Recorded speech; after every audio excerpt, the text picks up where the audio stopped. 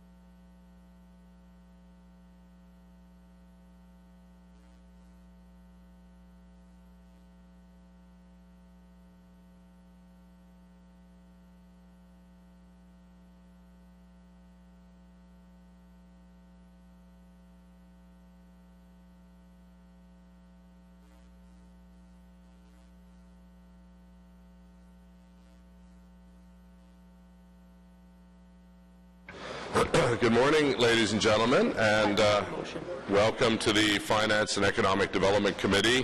Bienvenue au Comité des finances et de développement économique pour la ville d'Ottawa le 3 décembre, the 3rd of December. Declarations of interest? None. Confirmation of minutes, adoption de procès verbaux le 5 novembre 2013, 5th of November, carried. Confidential minutes, November 5th, 2013, procès verbal confidentiel, le 5 novembre, adopté, carried. Communications, as printed. We have one addition, Councillor, to the agenda before we go on. Councillor McRae. Thank you very much, Mr. Mayor. As members of committee know and council know, in October, our deputy city manager, Nancy Shepers, had the unfortunate task of announcing that the construction on the Airport Parkway Bridge was paused or delayed. And Mr. Mayor, at that point, Delcan had been retained to look for a possible solution to the construction matter.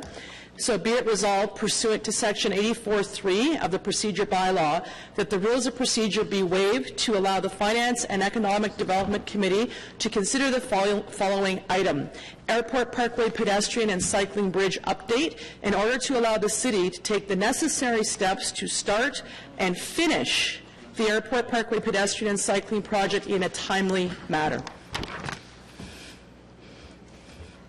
Okay, on suspension, carried. Okay, so we'll deal with that at the end. Postponements and deferrals, Real Estate Partnership and Development Office, World Exchange Plaza. We have two delegations on that, so we'll come back to that. Item number two, Audit Subcommittee, Ernst & Young LLP Audit Plan. It's been presented at the subcommittee, received. City Auditor General, Office of the Auditor General 2012 Annual Report and Detailed Audit Reports. This has already been at the Audit Subcommittee, received. City Operations, Community and Social Services, Public Engagement Strategy, we have delegations, so we'll come back to that. City Manager's Office, appointments to the Wellington West Business Improvement Area. Thomas McVie, appointed to the board. Carried. Item number 6, appointment to the Ottawa Convention Centre Board of Directors. Mona Fortier and Bernie Ash. Carried. Item number 7, interim property taxes and due dates, impôt foncier provisoire pour 2014. Carried. Item number 8, home dialysis grant program, programme de subvention pour le dialyse à domicile. Carried. Item number 9, revision of grants and contributions policy, examen de la politique sur les subventions et les contributions. Carried. Item number 10, revision of enhanced risk management policy. Carried. Item number 11, we have a technical amendment moved by Councillor Egli. Thank you, Mr. Mayor. I'll read it quickly. Therefore, be it resolved that the committee meeting dates listed in the recommendation 1 for the Community and Protective Services Committee and the Environment Committee be amended with the following. Community and Protective Services Committee, December 4th, 2013. Environment Committee, February 18th, 2014. Therefore, be it further resolved, that recommendation 2 be amended with the following. The Council receive the report for information on February 26, 2014, once it has been reviewed by standing committees. Okay, so on the technical amendment as presented by Councillor Egli, carried. On the report as amended, carried. Item number 12, economic development strategy implementation plan update in 2014 work plan. Carried. Item number 13, Innovation Center at Bayview Yards, concept and governance proposal. We have a presentation and a delegation, so we'll hold that. Item number 14, Ottawa Lions Track and Field Club loan repayment. Please hold, Mr. Mayor. Hold that. Item number 15, Confederation Line Delegated Authority. Hold, please. Hold. Item number 16, Real Estate Partnership and Development Office, Strategic Property Acquisition, 925 Belfast Road. Carried. Item number 17, Carp Airport Technical Amendments to Agreement to Advance the Development of the Aerospace Business Park, and this is supported by Councillor El Shantiri, who is with us. Carried. Okay, do you want maybe, do you want to do it now, so Councillor El Shantiri? I saw the presentation. Mr. Mayor, and one of it says exempting them from the requirements of a building permit and site plan. I'm assuming that that's the agreement and that they're not exempted from having to get a building permit.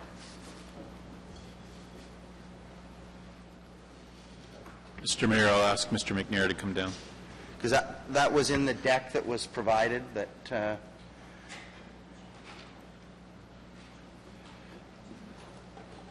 because I don't know how you exempt them from getting a building permit.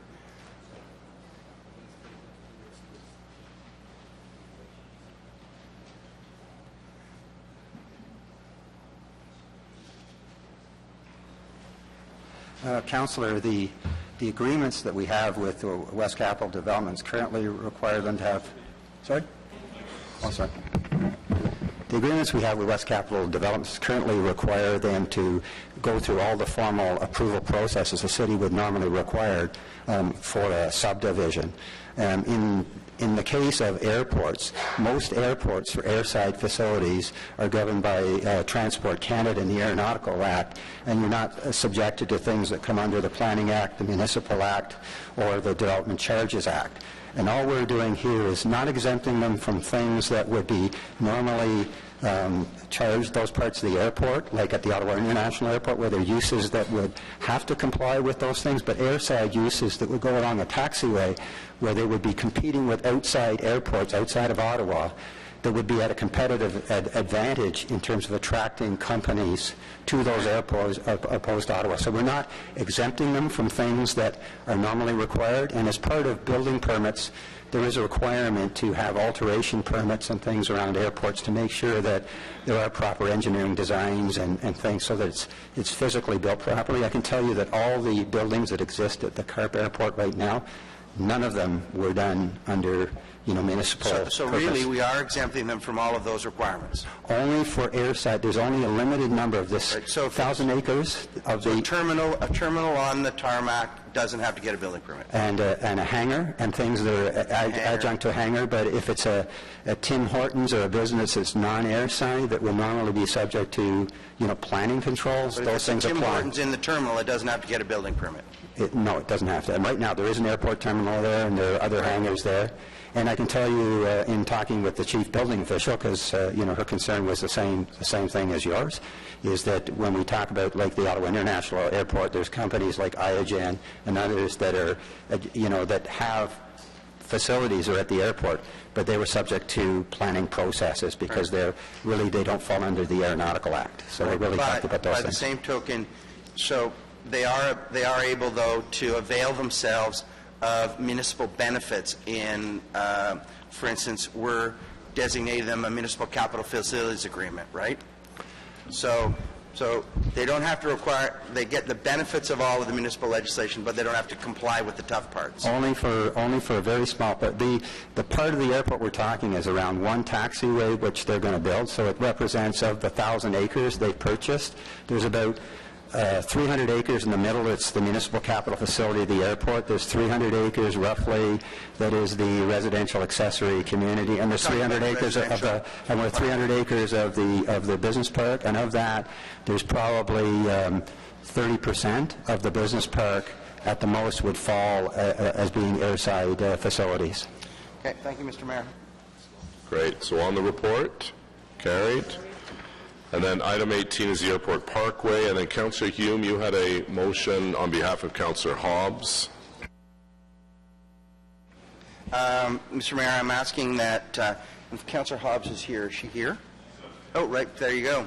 She can speak to it better than I can, but there is a timing constraint with respect to being able to do this, and it is, in fact, the most efficient way to achieve the planning goals that we have along Scott Street. But I'll leave it to Councillor Hobbs to speak to it more in depth. Councillor Hobbs. Thanks, Mr. Mayor. Yes, today we're looking to get your approval on moving the hydro poles back further on Scott Street and changing the type of poles. We have to do some work for the detours, and that tender has to go out soon. That work has to be done early in the spring in advance of the road being reconstructed. So in order to only do this work once, when we go to put the road back, we would like to put it back to what we have planned in the community design plan for Scott Street, and we don't want to have to move these poles again. These new poles are freestanding, and they will help with the design of the bike path that we'll be using during the detour period, and without the guide wires, it's much safer for cyclists and pedestrians walking along. So the proposal is to borrow the money now and repay it with Section 37 funds that will be coming in imminently in the next year. So if I believe staff are supportive of this as well. Yes. Okay. Councillor Shirelli. Yeah, I just wanted to get a handle on how we can remove money from cash in lieu of parkland and for a non-parkland use. Yeah. Okay, that's the answer. At the end of it, it will be a linear park, and that's the answer. Because I ran into a similar situation. I know you did. And Mr. Mark was around here somewhere. He'd be Yes, waving his yes. fingers at us if we were doing Okay, it that's good. wrong. So we came up with the same conclusion. That's good. Thanks. Okay. So the motion before us, it's being moved by Councillor Hume because Councillor Hobbs is not a member of the committee. Carried? Carried. Thank you. Okay, so we'll go back.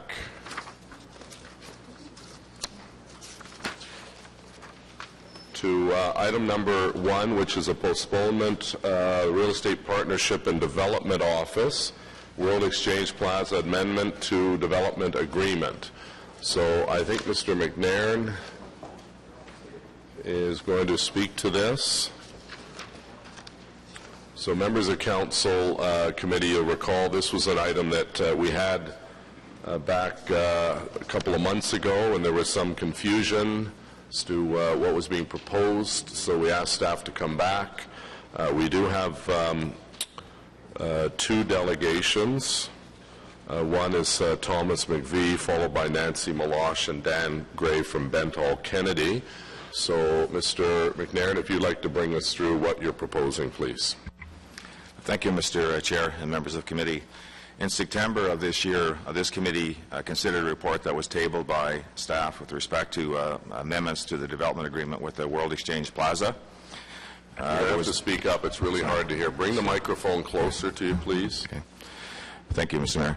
In September of this year, this committee considered a report that was tabled by staff related to amendments to the development agreement for the World Exchange Plaza agreement. And at that time, through the deliberations, the report was deferred for two reasons. Staff were asked to go back and to look at the original policy intent for including the entertainment use as part of this development agreement, and also to look at the parking provisions of the agreement.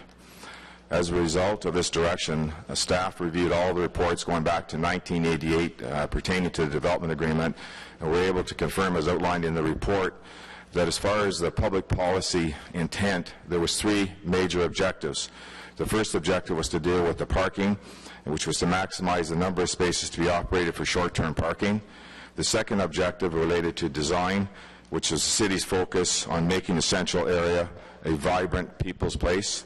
And the third objective was related to economic development, which was to make an outstanding design statement and contribute to commercial activities in the heart of Canada's capital. It's important to note that at no point was a theater/cinema use identified in the city's objectives for the project, nor included as a requirement for the RFP process. However, if there are any questions related to the actual theater negotiations, representatives from the World Exchange Plaza are here today and can answer questions related to the negotiations between the landlord and tenant. With respect to the parking provisions in the World Exchange Agreement, changes have occurred since the original development place agreement was executed, and as a result, staff have negotiated MOU for a pilot project with the owner to move forward in that regard. Thank you, Mr. Chair. We'll go to members of the public. If anyone would like to speak to this or other items on the agenda, if you could fill out a form at the just under that television screen and give it to the clerk. Si besoin une opportunité de donner des commentaires sur un sujet sur notre agenda, s'il vous plaît, écrire votre nom sur une feuille et donner à la greffier. So first is Thomas McVie. Mr. McVie, and congratulations. Your appointment to the West Wellington BIA was also approved. You're very busy today. You're on another agenda item as well, so welcome for your first or your second time on the agenda, and you have 5 minutes. Just push the button there. My name is Thomas McVeigh. I'm the new president of the Centertown Citizens Community Association, so I'm speaking today on their behalf. There's a few issues we have. The public space part of the World Exchange Plaza is part of the design. Design is not just physical form, it's also part of the social interaction it has with the community. And from the point of view of the community that this is in, part of what brings us into the World Exchange Plaza, part of our interaction with it, is that theater. When you're talking about outstanding design, it can't just be physical form, it's how it fits into the community. Taking away this does remove this from our community to a large degree, and I don't think it's a forward step. I understand the economic realities of if it's unrentable, it's unrentable. We already have a few empty theater spaces downtown. I believe the podium of the podium building has an old theater that's still not rented. It's being used for office space, so it's a hard space to rent. I really prefer that City Council keep the pressure on, not do this at this time. Put as much pressure on them to rent that to another theater as possible. We're already, we've already lost the theater downtown in the Reno Center. It would be a big loss, and I think the city should really do as much as they can to preserve that entertainment space for the center of our city an area that we're doing our best to add density to. And with one hand, we're adding density, with the other, we're removing the amenities that make that density livable. So that's all I'll have. I won't spend any more of your time. Right, are there any questions to the delegation? Thank you very much. Next is Nancy Malosh and Dan Gray from Bentall Kennedy. I think we'll need another chair there. Good morning and welcome. You just push the button. You have 5 minutes. Thank you, Mr. Mayor, and members of the committee. I think we'll be generally brief this morning. I'm a planning consultant on behalf of Bentall Kennedy and the owners of this property, World Exchange Plaza. And I have with me Dan Gray, who is Vice President of Leasing for Bentall Kennedy and World Exchange Plaza. And we're here this morning in support of the staff recommendations before you, and I'm going to ask Mr. Gray to speak to the issue of the theater cinema, but I just want to underscore that, as staff have noted in their report, a theater or cinema use was not identified in the city's objectives originally for this project, nor was a cinema theater use a requirement in the RFP process when World Exchange Plaza was built.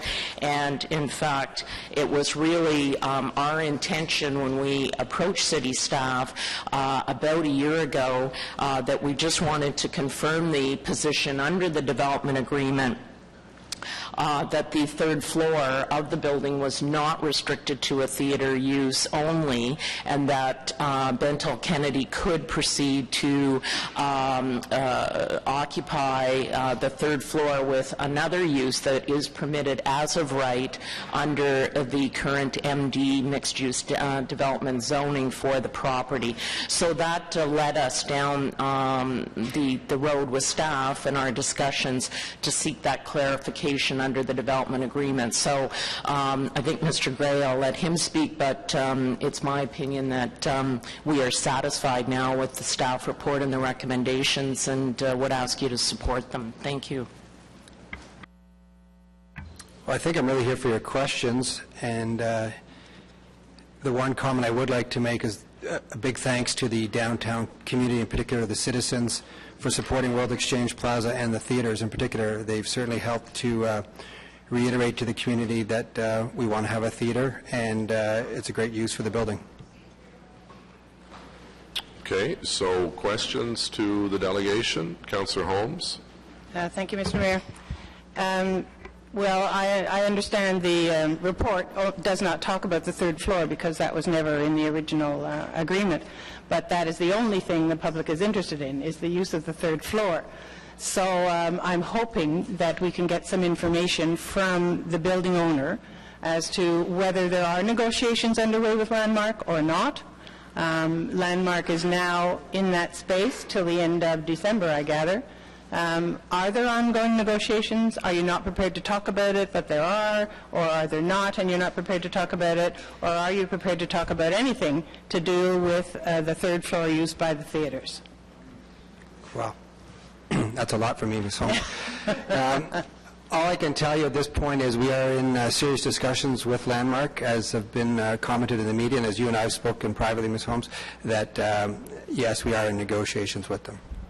So that's very good news, Mr. Mayor, to hear that. And you certainly have the understanding that the city is behind you in maintaining theater space in that location. There's so many people downtown who now only have the one theater as a location to go to, and it's very important to us that that theater space remain as theater, even if that's only over the next 20 years, say. We certainly want to see it maintained as it presently is. Thank you, Mr. Mayor. Right, thank you. Are there other questions? Est-ce qu'il y a des autres questions? No, thank you very much to our delegation. Questions to staff? Councillor Monette. Thank you, Mr. Mayor. What steps can the city do to encourage that a theater be located at this location? Have we aggressively contacted all theaters operators that is known, and have we identified to them that there's a possible location there that they can locate?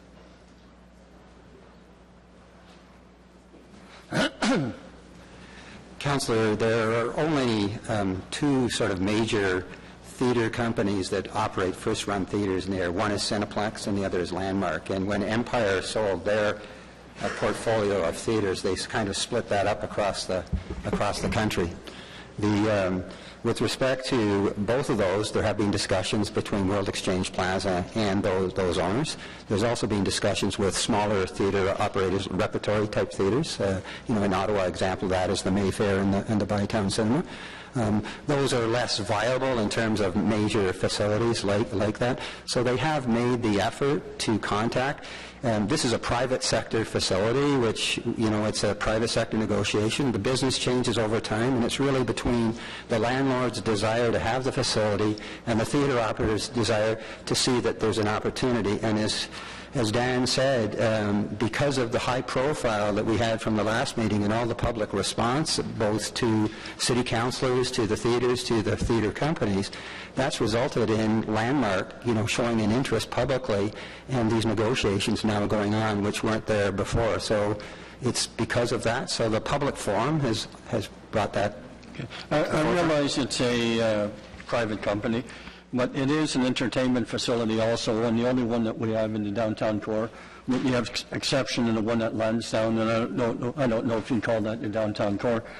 Basically, I think that I'm glad that you've reached out to the two main ones and to some of the smaller ones. I think if the two main ones are not interested, then definitely I think there should be reaching out to the smaller ones.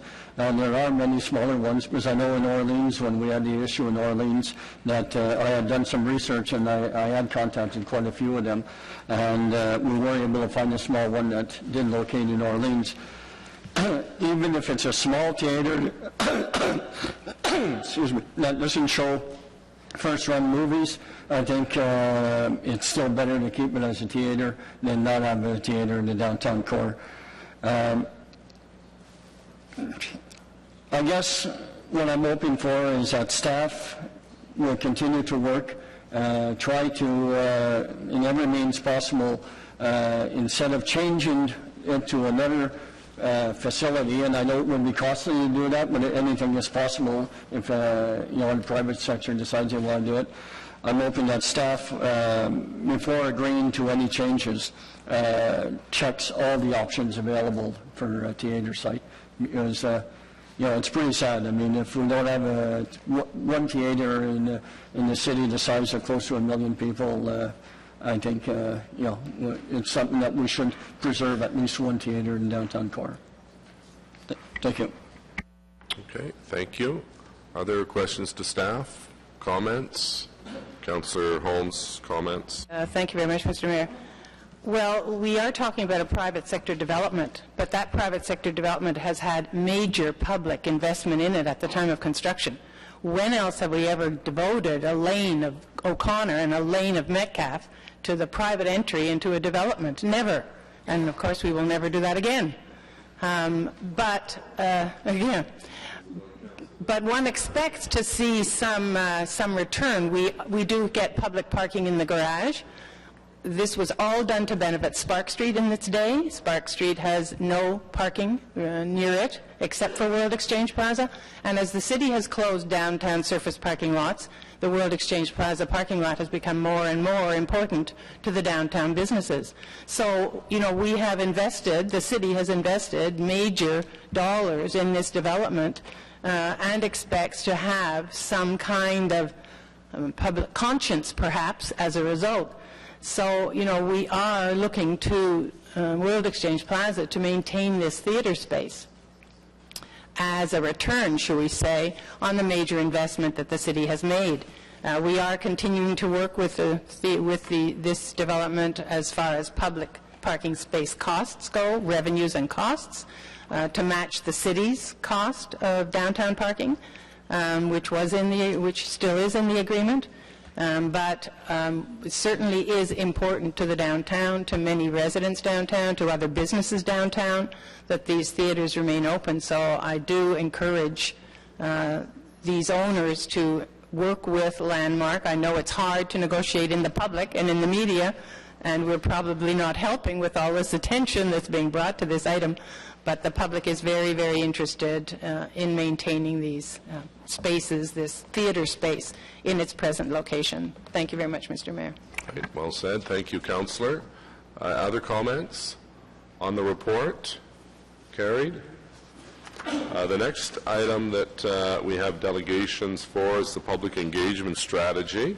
We'll ask Dr. Burry to give us an overview of the report, and then we'll ask our guests, Bob Brocklebank, followed by James O'Grady, followed by Thomas McVie, then Daniel Mullally, and Manjit Bassi. So Dr. Aaron Burry has been tasked with this responsibility, and thank you for taking on this extra role in addition to your other responsibilities, and the floor is yours. Thank you, Chair. This particular report we bring together, or bring to this morning, is in response to Council's terms of Council strategic priorities. So we've undertaken this work on behalf of Council. I just want to outline a little bit of the methodology in terms of how we went about doing this work.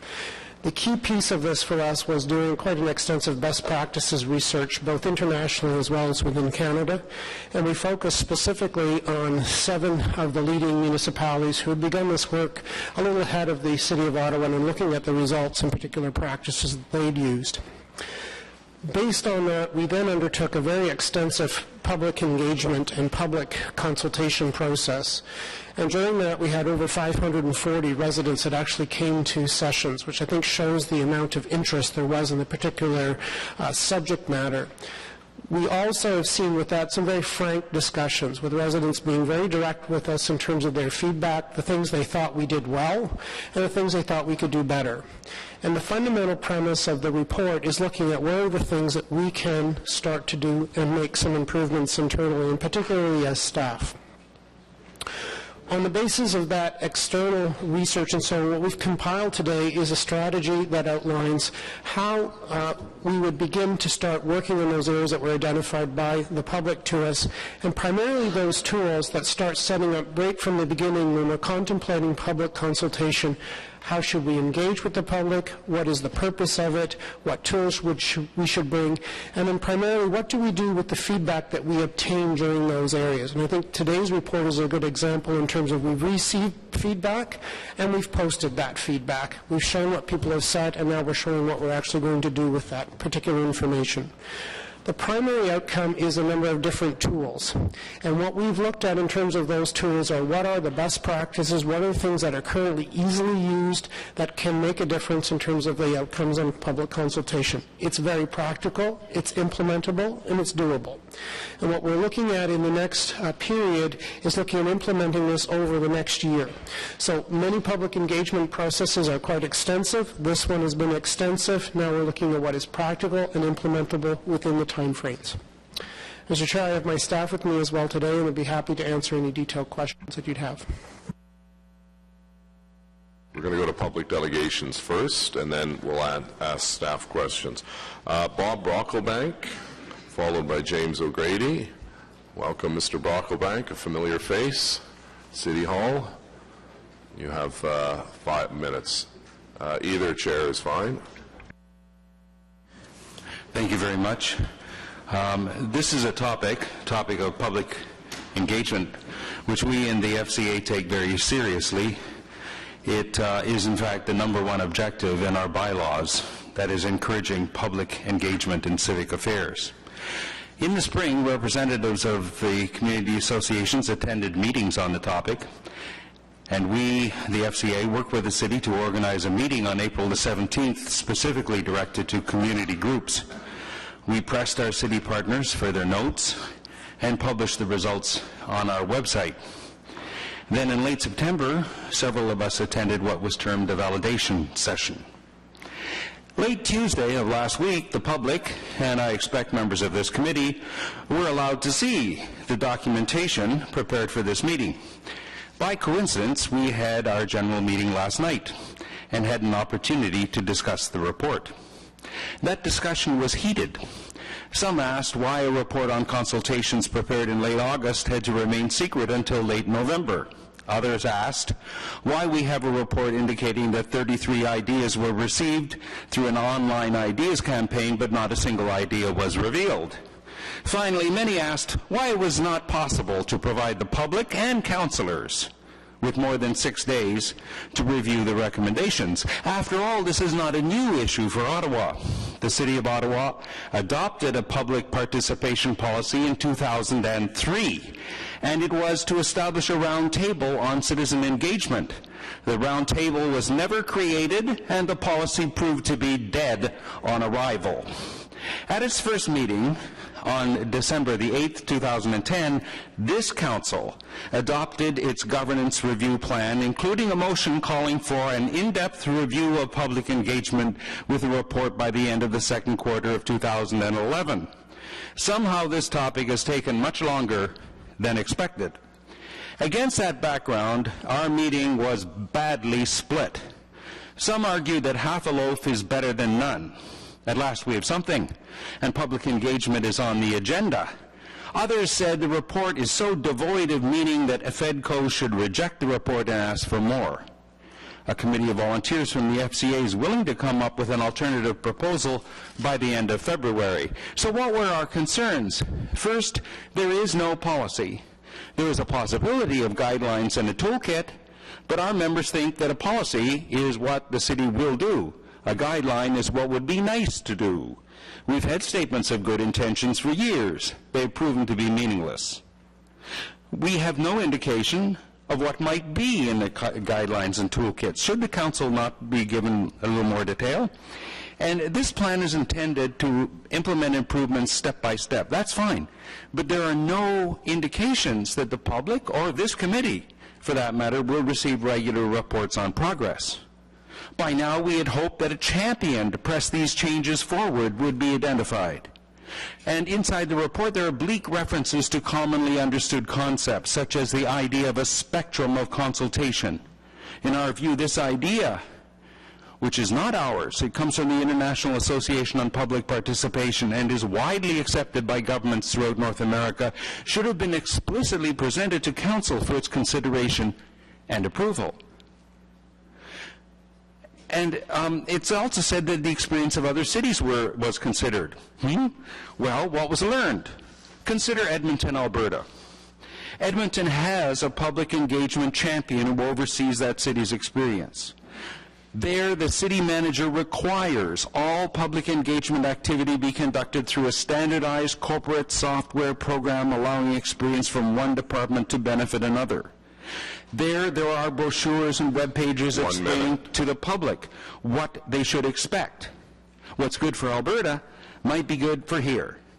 Public engagement in the report is only described as an activity by city employees, not by elected officials. Surely, the contrary is true. There's no conflict between representative democracy and participatory democracy. In summary, we are disappointed to read this report. If you truly believe this is the best that can be done, go ahead and improve it. Or possibly you share the view of our members. You believe that this report is too modest and needs improvement before being recommended to full council. If so, we'd be happy to work with the city in making such improvement. Thank you. Thank you, Mr. Brocklebank. Are there any questions from committee? Thank you. James O'Grady, followed by Thomas McVeigh.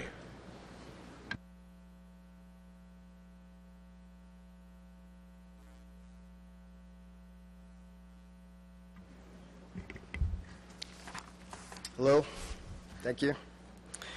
Mr. Mayor, councillors, my name is James O'Grady. I am the president of Unpublished Media, Inc., and a resident of Ward 9 in Nepean. I'm here today to speak to you about the Public Engagement Strategy Report you have before you. As many of you know, I ran for City Council in 2010 on a governance platform. The central theme of my platform was the need to embed meaningful public consultation in the city's decision-making processes so that the city and decisions made at City Hall better reflect the character, desires, and needs of the city's population. Public consultation that engages all stakeholders. Sorry, I lost my place here. Public consultation that engages all stakeholders equally and which is binding on all participants. Public consultation that uses a variety of tactics, including the use of technology, not to replace face-to-face meetings, but rather to enhance participation experience and to ensure the public consultation process is both transparent and accountable. Like Mayor Watson, but not in the same way, I proposed a borough council governance model for Ottawa because it allows for local decision makers, for local decision making, and is more accommodating than a one-size-fits-all strategy of diverse cultural, demographic, and linguistic differences among populations, especially in a city as large as the City of Ottawa. Most importantly, I believe a public engagement strategy must tap into the collective intelligence of our city. Ottawa is filled with intelligent, well-educated people. We have the highest average education level of any city in Canada. I believe this is our biggest asset. Therefore, a successful public engagement strategy must be able to harness the collective intelligence of its population. This is where the city's current strategy and even the process that was used during this public consultation strategy has failed. They do not tap into the collective intelligence of our population. On the contrary, it limits the input to a few points. They prevent widespread discussion and an exchange of ideas among participants, both in real time and afterwards. And they discourage the public from participating in future consultations because they give the impression that the public feedback will not be properly considered or transmitted in a transparent way to you, our elected officials. During the public consultation held in Barrhaven, I also witnessed something also witnessed during the FCA City Held Forum. Participants were broken up into small groups and worked with each individual limited to one point only. As someone who has studied and worked in this field, I have more than one idea to share, as I know many others who were there do as well. The overwhelming feedback was that this strategy is a guideline only for staff and is not a policy that is binding on all stakeholders that are involved in the public consultation process. That being the public, you, the elected officials, as well as any community groups and interest groups that might be relevant at that time. I find this strategy to be limited in its scope because it does not engage these other people, and I have a number of recommendations I would like to make. 3, very quickly. This is a policy. We need a policy, not guidelines, so this needs to go further. We need a comprehensive plan once that policy is created in order to have it implemented. The plan that you've put forward today is limited, again, in its scope only to staff. Okay? It has to be much larger than that. And I would recommend that you use governance experts. And here's an opportunity where on your electoral promise, Mr. Mayor, to bring forward governance experts to look at a borough council model that you have not followed through on that. Here's an opportunity to bring that to bear on this public consultation. So I ask you to consider bringing in the many governance experts that are here in Ottawa from all political stripes in order to take a look at this, because I'm sure that they have a lot to add. Thank you. Thank you. Are there any questions? Thank you. Next is Thomas McVeigh, followed by Daniel Mullally.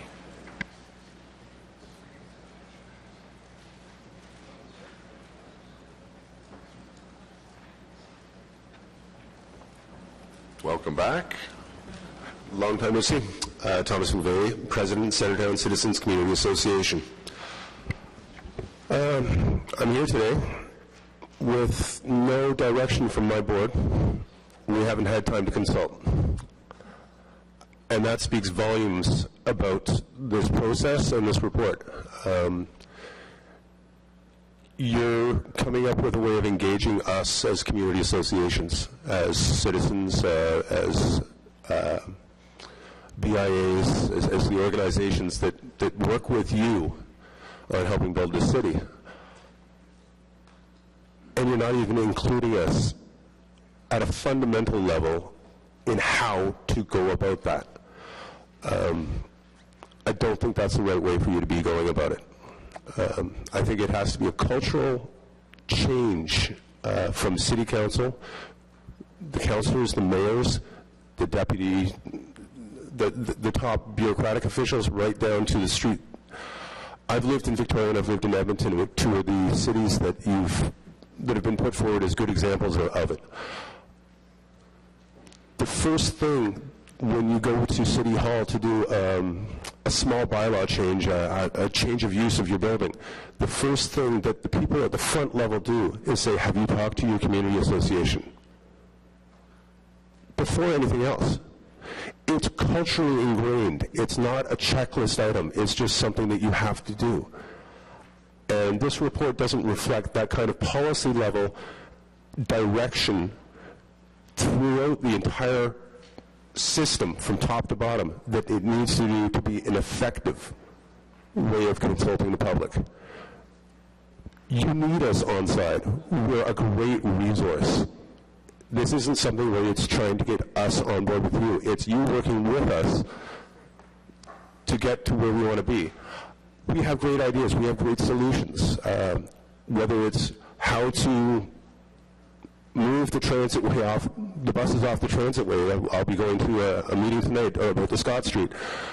We're going to have great ideas, but my gut feeling is a lot of it's going to get blown off and ignored because there isn't that level of consultation, and the work's been done before you come and ask us.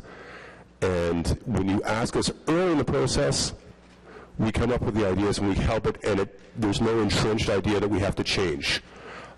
When we're asked at the end of the process, which is how it seems to work currently, and there's nothing in this report that leads me to believe it's going to be different, it's going to continue on the same path. We're not going to feel truly engaged.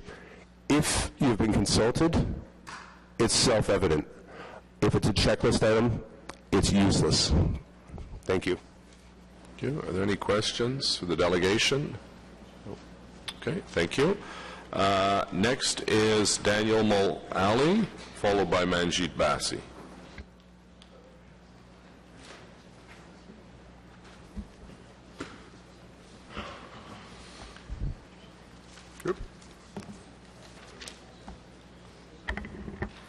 Mr. Mayor and councillors, first I want to thank you for this opportunity to gauge in the decision on the policy before you.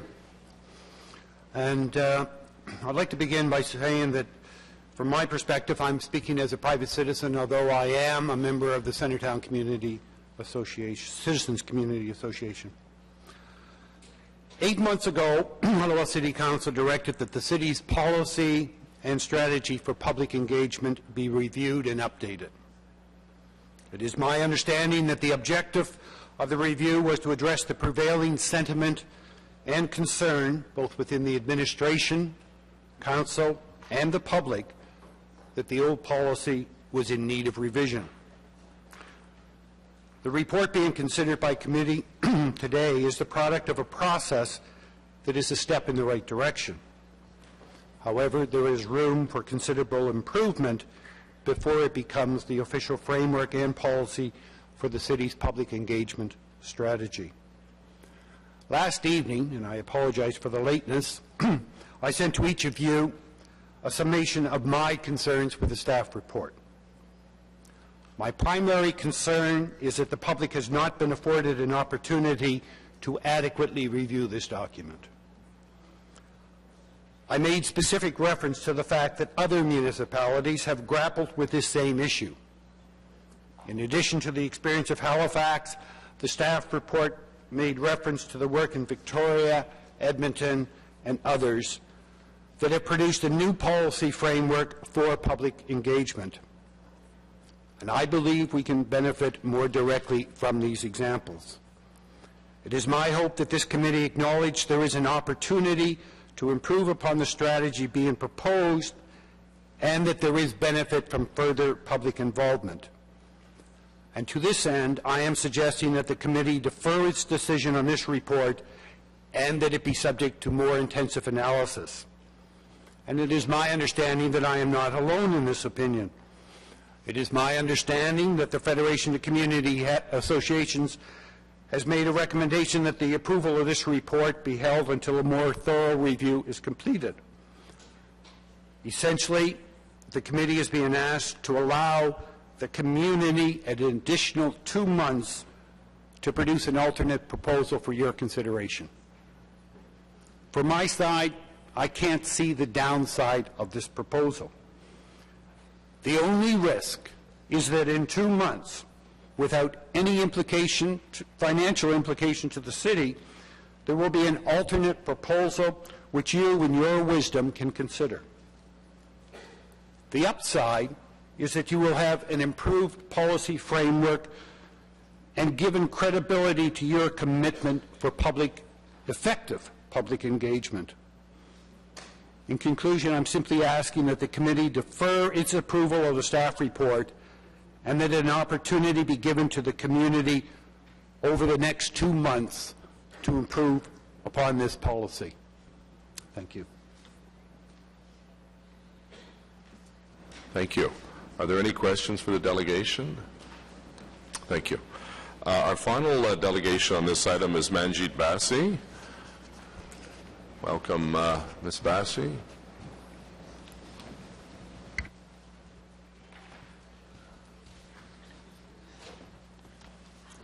Hello, thank you.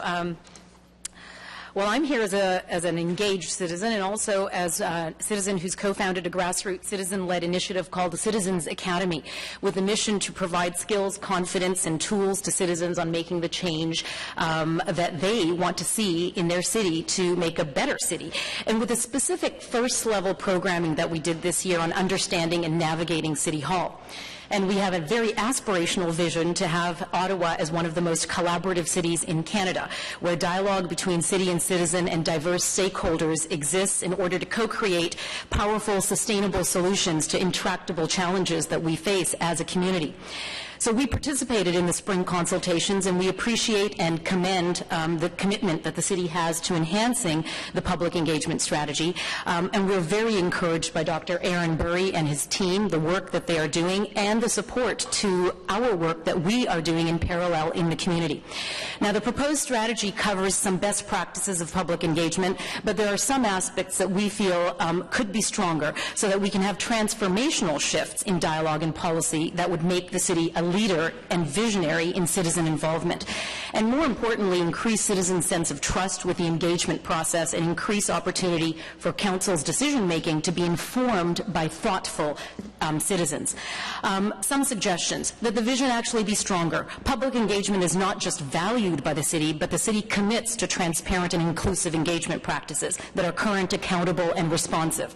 That the purpose and mission be clear, that the City of Ottawa has a focus on citizen-centric service delivery, and therefore this policy will serve to enhance its abilities to listen to citizens and to stakeholders.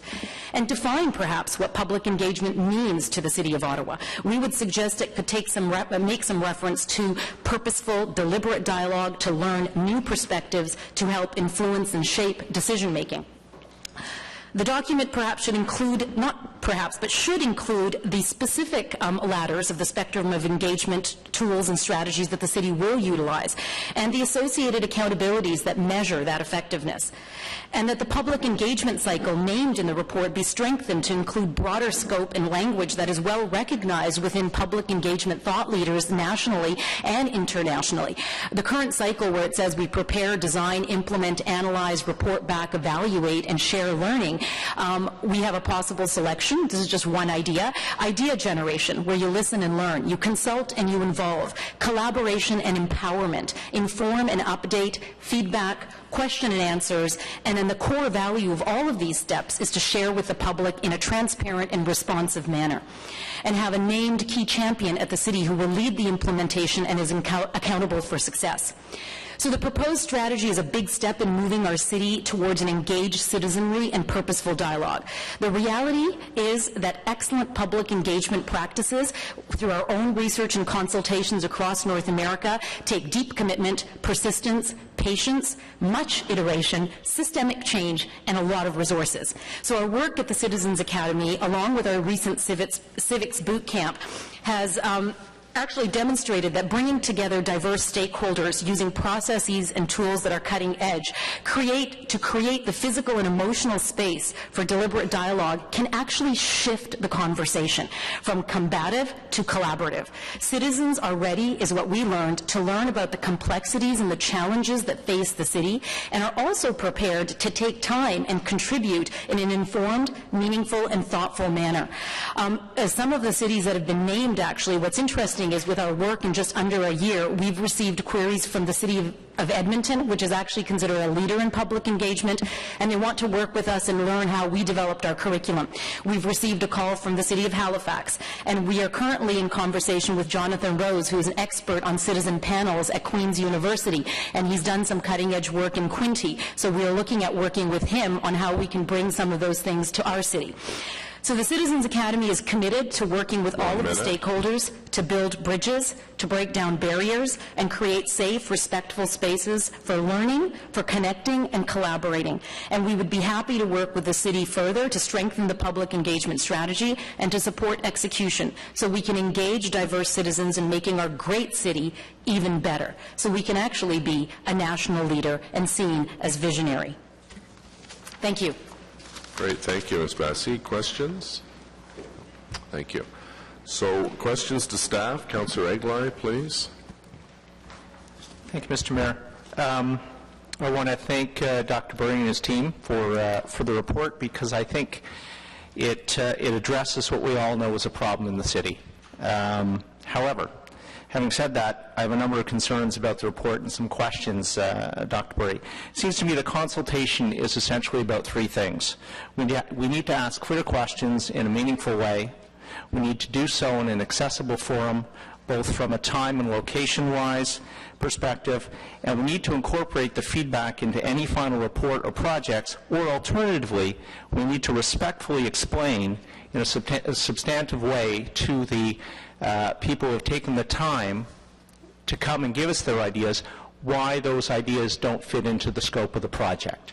That's how I see consultation working. And so you want, this is not speaking questions. Yeah, I'm getting a question, Mr. Mayor. Let's get to the question. So when I looked at the report and the additional, the summary of public consultations, document number 2, Dr. Burry, you have a subheading, identified elements of meaningful public engagement. And then there's 10 listed with points underneath each of the 10.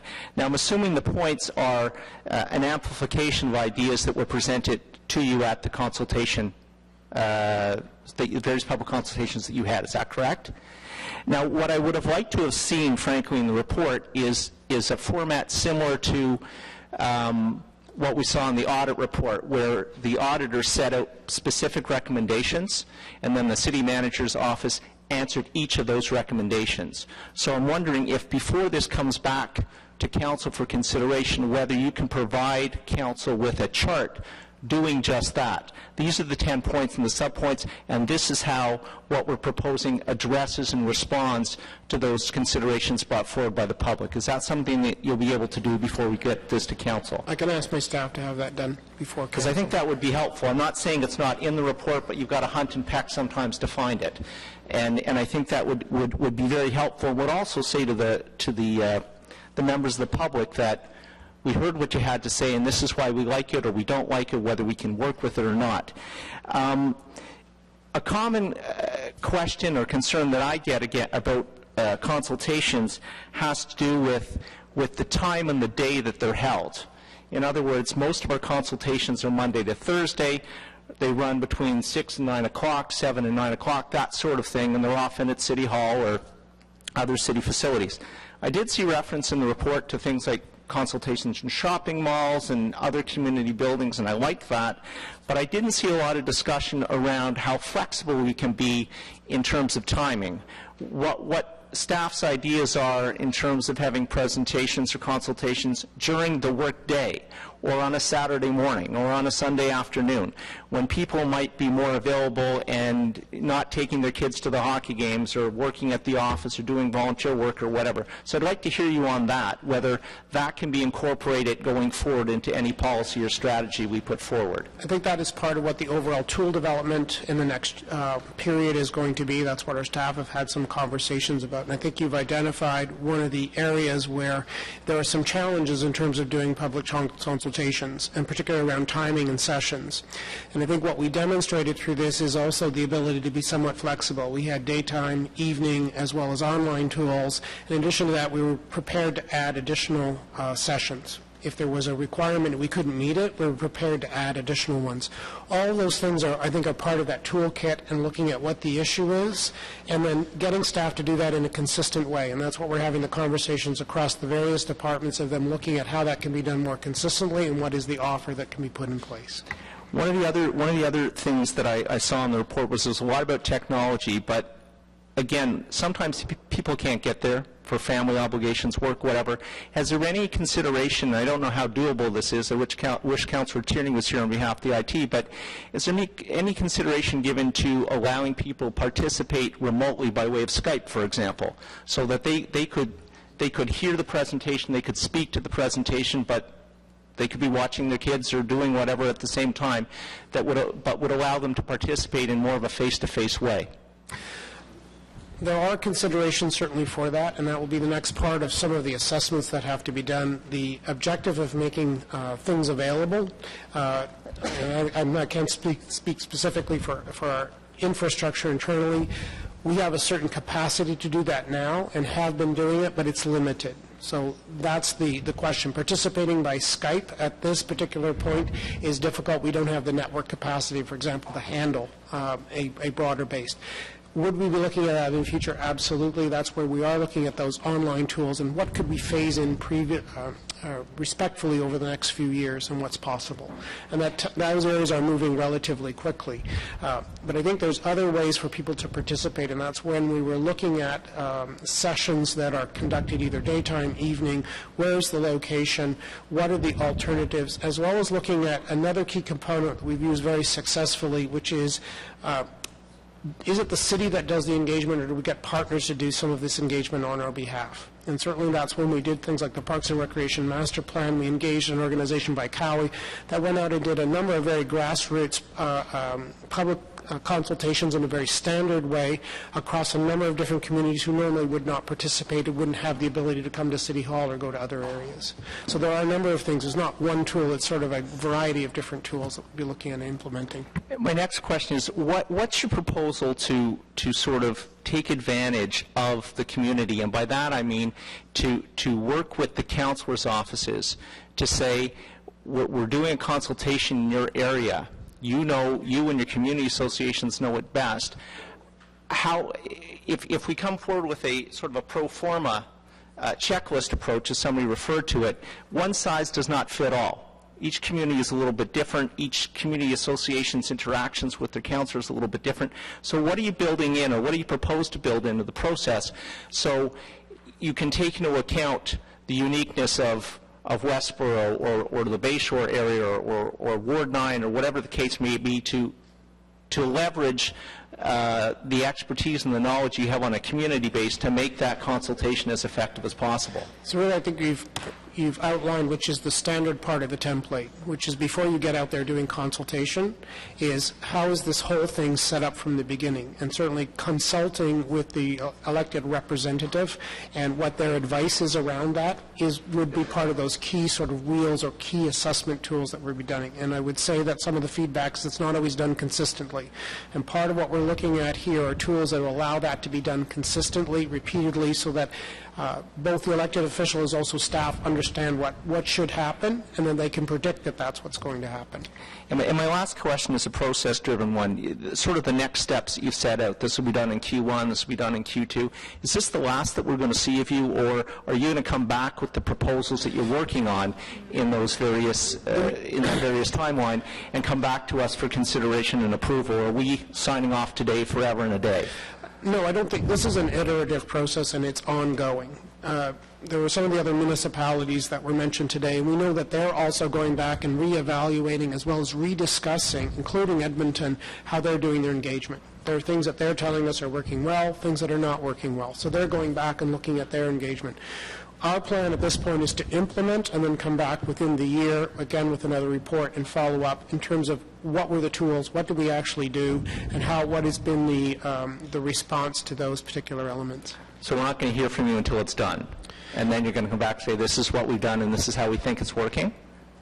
Well, it tends to going to take a year to implement and roll this out across all the departments and start getting to those tools and getting to a standardized approach to it. Thank you. Councillor Wilkins. Thank you, Mr. Mayor. A couple of questions. Well, some of the weaknesses I see in this is, first of all, you excluded councillors, and I would like to have someone look at this, because we really should have on the city website a place where they can go to each of the wards at least have a link to our websites. But next year, our websites are being turned off anyway. So if we're having a meeting about a public issue, not something anything to do with the election, just public issue, they don't know where to find it other than what we can send out directly outside of the city facilities. And I think it's a real weakness. I had a public meeting last night. It was caused by staff. They said they had no overtime, they couldn't come. I had to go to meet people about making a street one way with no staff there, and the idea came from staff. And it's not anywhere in the city's website that we're having that meeting.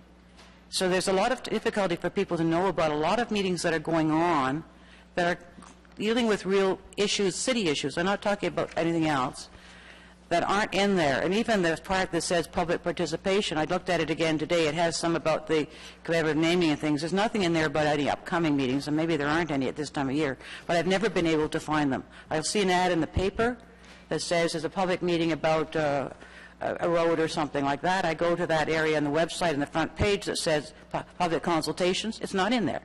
So that says on here, the indicator that all public engagement activities are evaluated, included, and status by the fall of 2014. So something's supposed to be happening on these, but there's some real tools missing that let people know. And the other thing that I would like to ask staff about is why aren't we doing webinars? Webinars are being done all over the place now. It means people can come from their own home. They're not expensive to do, from everything I understand. If you have your computer, you can even see the sheets they're putting out. And I didn't see webinars in here, and I didn't go through every single word in here, but I don't think they're in here. Yeah. Well, just on the microphone there, please. Just in terms of the first point, one of the tools that we're looking at for this year is the whole online calendar, and using and leveraging the work that Service Ottawa has been doing, which would bring those things in terms of under the event, so that we can see exactly what consultations are planned, what is occurring, and to avoid some of those conflicts and so on. So that is one of the things that's in the work plans. With respect to the specifics around webinars, we haven't looked at all of the details and all the tools of everything that can be worked out. That's the work to be done this year. And just, Councillor, just to clarify, all of our websites are on the city website. So you go to members of council and you can click on and get to each member's website. Well, realize that, but people are looking for an actual issue of a meeting, and they don't realize they have to every other day go to the city, the website, to find out what that councillor is doing. And if we have a place that says public participation, if there's a link in that part that is very clear, and even in the calendar, you're doing a calendar and it doesn't include the ones that are either initiated by councillors or sometimes initiated by staff, but with the councillors actually doing the arrangements for them, because they sometimes ask us to make the arrangements for them, and those don't get in here. So it's just, they're technical details, I agree, Mr. Mayor, and I think this is a step forward that you're going to it, but I would like to see, probably in a year, a report coming back about how they're implementing it and what changes are going to be needed and things, because you know, as you're saying, Edmonton is reviewing it. I think we need to do that almost every year till we get it, because people are a little frustrated, and I've heard it from the speakers today. But I wouldn't want to turn this down now, because I think it's a step forward. But I don't think we're all the way yet. So I think Dr. Burry indicated it's his intention to come back, so we appreciate that. When you're talking about the calendar, were you going to put ones that are initiated by council members, or only the ones initiated by staff? I'd have to check with Service Ottawa, but my sense is that this is a very flexible tool and designed to provide better information to the public of all the activities that are happening in the city. But it said in the report that this excludes council members, and yet I think we're part of the city, so it's really take important. that as direction, Mr. I'll take Burry. that as The direction. councillors should I would obviously be appreciate that. engaged. Thank you, Councillor. Councillor Shirelli, please. Thank you, Your Worship. You know, I think Councillor Eglai started off well, but I think even if you go before that, you recognize that the purpose of public consultation is to get the opinion of residents in front of the decision makers. So anything we do should make that better, not filter. And I don't see an assurance in here that that piece is going to get better. I do see that at the back end, at the staff level, more staff will have to be more attuned to gathering public opinion on different issues, but I don't see that that relationship, which is a fundamental one, is going to be made better by that. In fact, it looks like once it gets through the system here, it could be made worse. And I look at,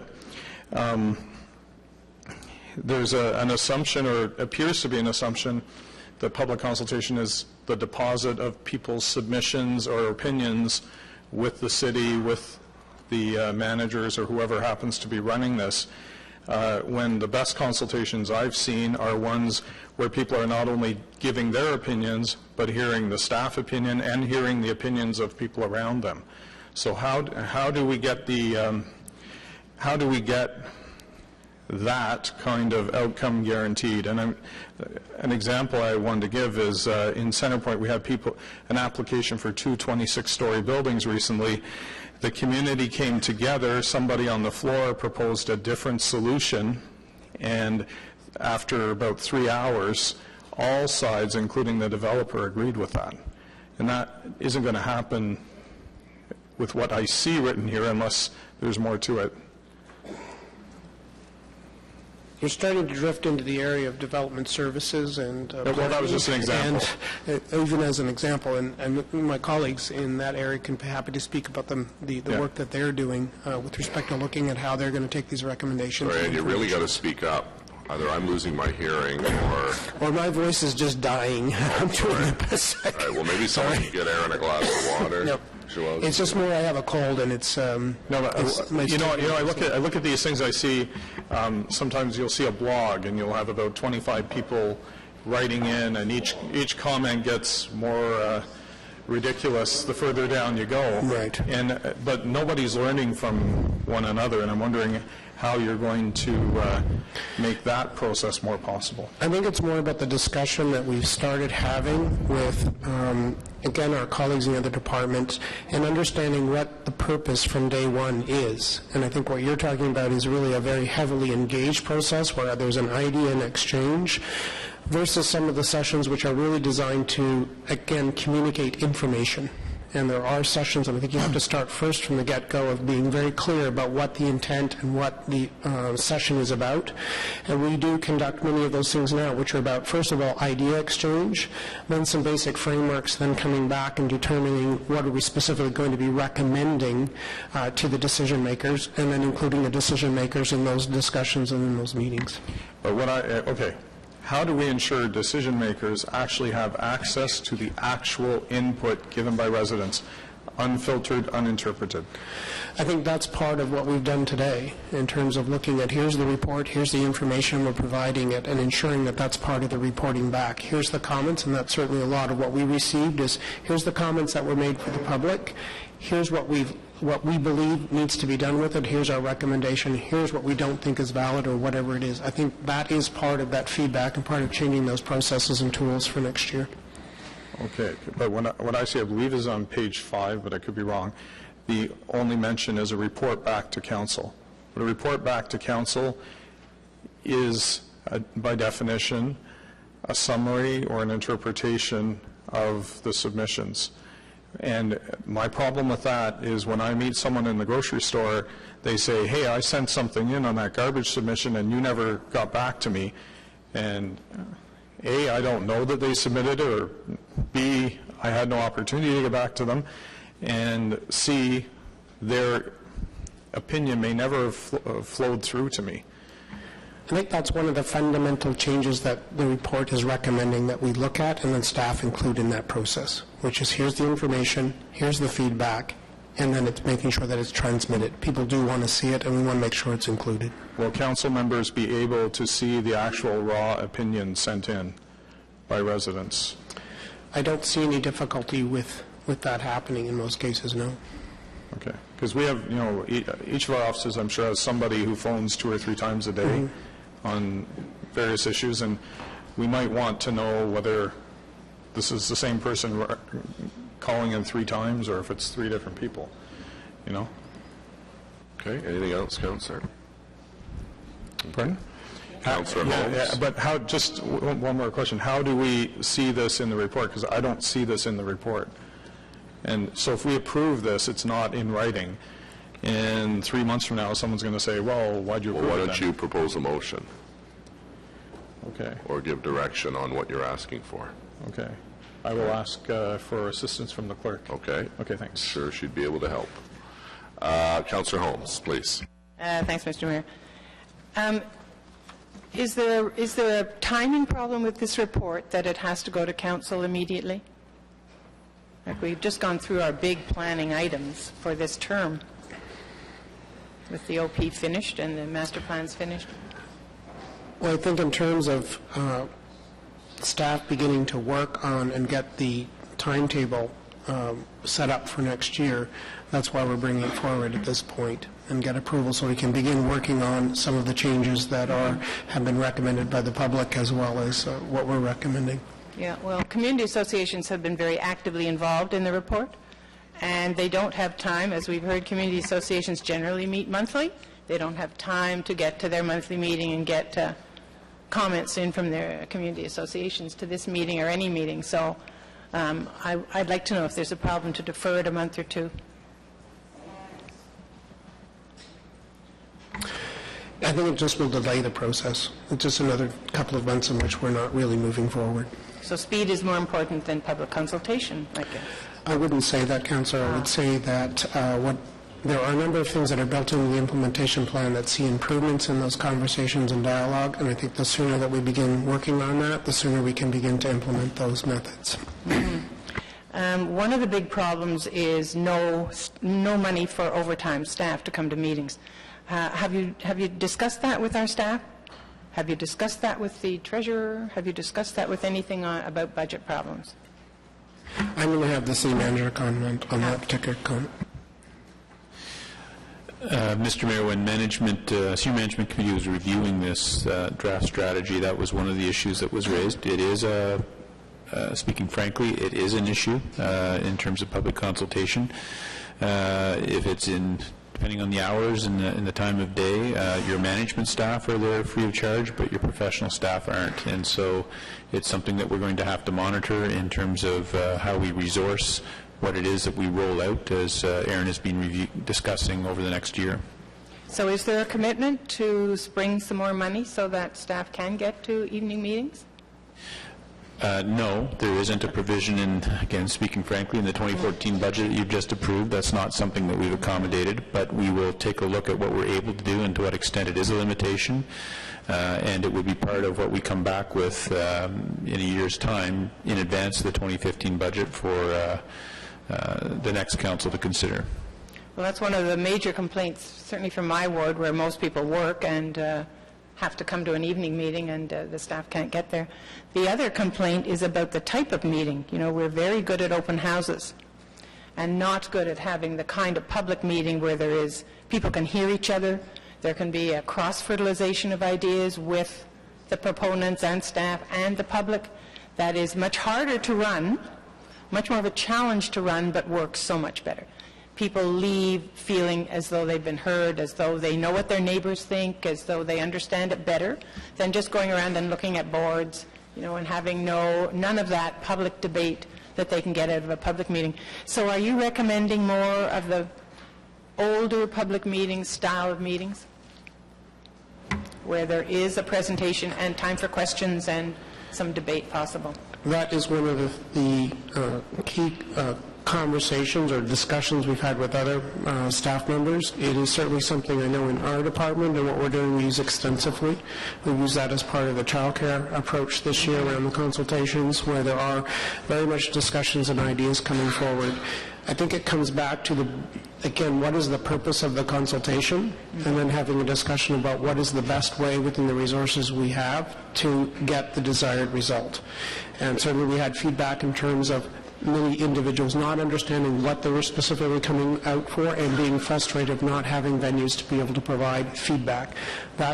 This is the type of information that we've been shared with over 200 of our colleagues in terms of looking at bringing some standards and some norms to how we do this in the city. Okay. Thank you, Mr. Mayor. Councillor Deans, please. Thank you very much, Mr. Mayor. And maybe before I ask my questions, I'd just point out that I think there is a real need to improve our public consultation. But having said that, I also think this city does a lot of public consultation, a lot. And when I chaired CPS in particular, I can say that I saw a lot of people coming here to talk about provincial issues because they didn't know how to engage with upper-tier governments. And the city, we always say we're the government closest to the people, and I think that's true. And I think that's why public consultation and public engagement are so important, so people do feel that they're engaged in the government in the city where they live. So it's important to get it right. I don't think there was enough emphasis on speaking with members of council. I personally have conducted thousands of public consultations in my ward, and I think probably most of the councillors around this table would say the same thing, and I've had no input into this report. I think I might have been able to offer some insights. My impression is that people want to feel that they didn't waste their time. So they're not going to come out to something if they feel a decision has already been made or the die is cast. They want to feel that if they come out and give their valuable time to the city for the betterment of the city, that they were heard.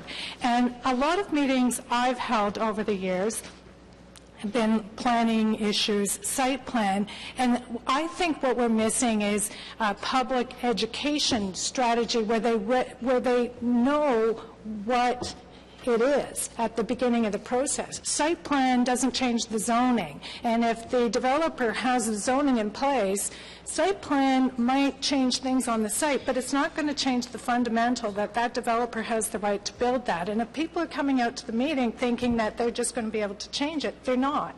So I think that part of it is setting the parameters and having the public understand what we're consulting on and what the limits of the consultation are. Because if they feel like they're coming out to change something that they just can't change, then they get really frustrated with the process. I guess my real question in here is that it seems siloed to me, that it applies to city staff, but it doesn't apply to council. So I'm wondering if I'm hosting a public meeting where the planning staff are present, do these public engagement rules apply? Do we have their facilitator? Do I facilitate? Like, why is it so siloed? The report was intended, and as originally requested, is what would apply to staff. And so we're dealing with what specifically applies to how staff will conduct their business. We recognize, and I think as part of the report, councillors do an incredible amount of different types of engagement. So the intent wasn't to come back to something that would be very prescriptive or directive to councils. Councillors do this in very different ways, but there is, I think, a cross-reference of where the staff engagement process, particularly in the items that you are identifying, where there is a legislative imperative that the councillors involved in the process. In those areas it does apply. See, most of the consultations that take place in my ward, I'm there. City staff might, under the Planning Act or whatever, be required to hold that consultation, but I'm a big part of it. So I just think that there has to be more definition of how consultations that involve both elected officials and city staff will work together, because I don't see that here. I think that can be part of the tool development this year, and particularly those areas that involve counselors, to make sure that that's circulated and that they can see what we're actually talking about specifically in those areas. Okay, and what about this whole issue of public education into decision-making? Because I think that's where the cynicism really comes. People need to know, if they're giving their valuable time to a process, what the limits are on their input. So how do we do that? To me, it's almost like engagement 101 is what you're referring to, which is very much setting at the get-go, what are the limits of this particular session? And we've, as I mentioned earlier, we've dealt with, and you mentioned some examples where the public is coming out with the expectation that they're going to change federal or provincial policy on something. And what we've been very clear about is we're actually, the purpose of our session this evening is we respect those opinions. You can submit them to us, but we're not in a position to do anything about them. Here's what we're here to discuss and what we're able to actually move forward. And being very clear in all of our communication around that. I think there is within the discussions a notion that for particularly those of us who become involved in municipal life over a longer period of time, we take a number of things for granted.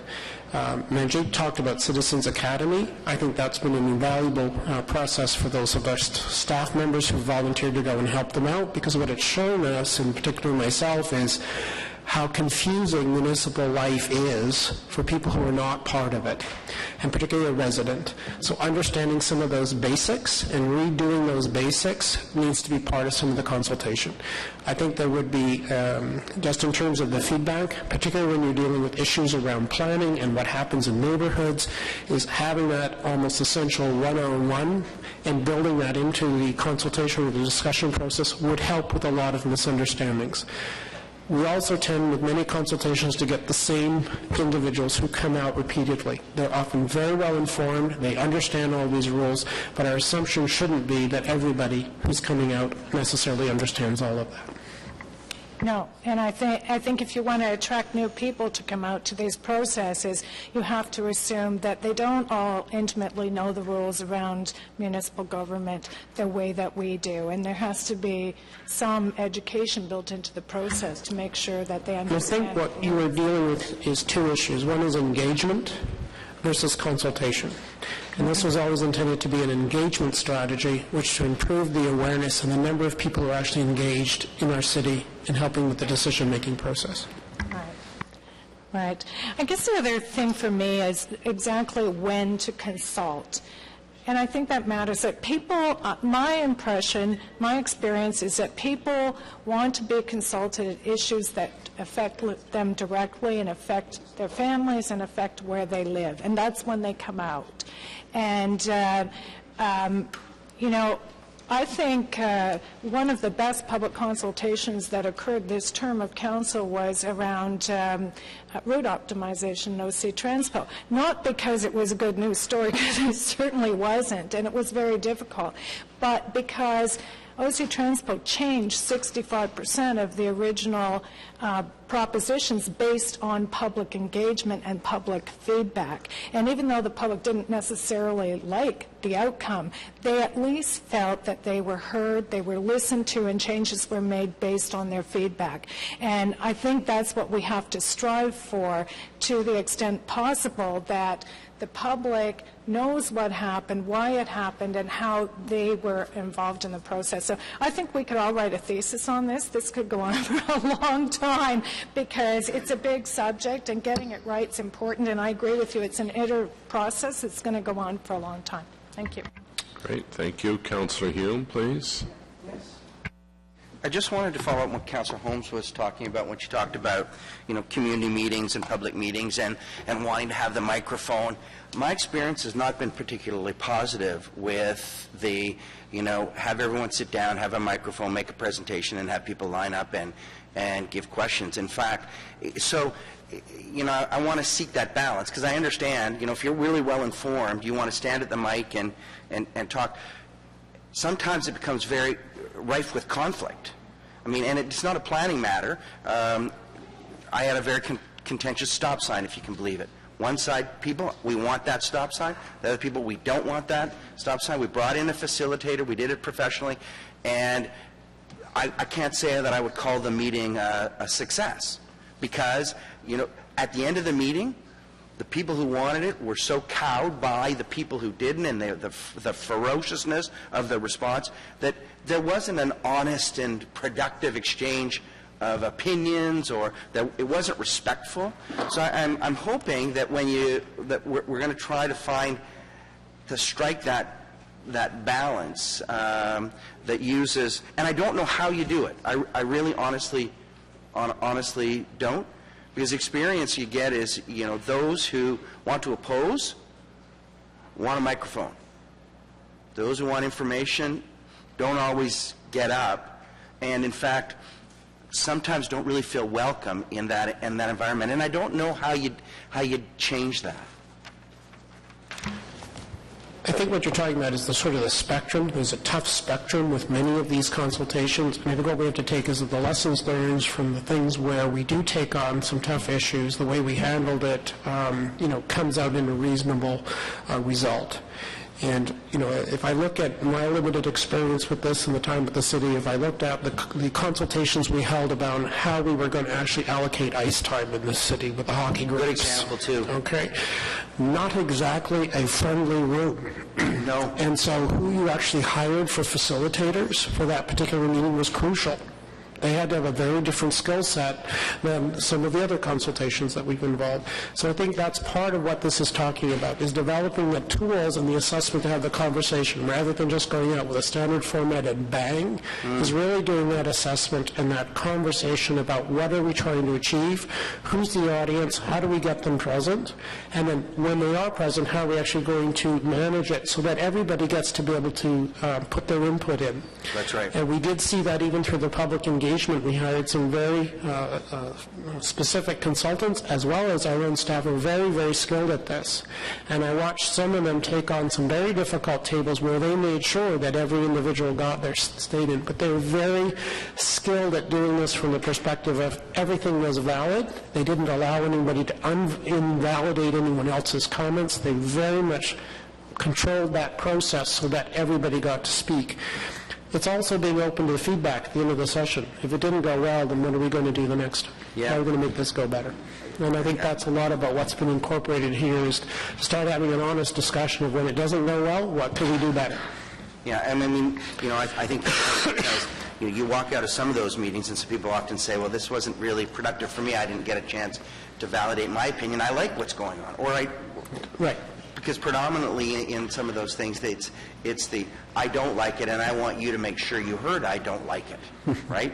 And so that skill set is critical, because the tipping point for going the other way is so easy to achieve, right? The loss of control, the inability to validate, to have everyone's opinion be equally validated is a very, very hard thing to do. And I don't want to give the impression, and I guess I don't want you to leave, that one way is better than the other. Because it hasn't been my experience that that's been the case. So. All right. Thank you, Councillor. Councillor Eglai. Thank you, Mr. Mayor. Just a couple more quick questions, Dr. Burry. I'm looking, for example, Phase 1, your Part 2, finalize and publish the public engagement strategy, guidelines, and toolkit. And then there's a whole series of other things you're going to do over the next year. Is there any intent during that process to once again reach out to the community for feedback on those guidelines, on the strategy? We've already basically, I think, essentially did, as part of the engagement, feedback on the tools, and not on the tools, but on specifically on the principles that we would apply. And that was part of the whole engagement process, and the feedback that came back through those consultations was, what are the general principles, what are your ideas, and those have been taken. With respect to the toolkits, I don't see any difficulty in us circulating that information. I think the bottom line at the end of the day is this is about, do we actually get a better outcome of what we're trying to do? And I think we're starting to start that journey of improving how we do consultation in general. So just so I can clarify, you're saying you'd be prepared to circulate the draft toolkits to the community associations for consideration and feedback? Sure. Perfect. Next question is, you earlier agreed to accept direction to sort of put together a comparison chart before we get to council of the things.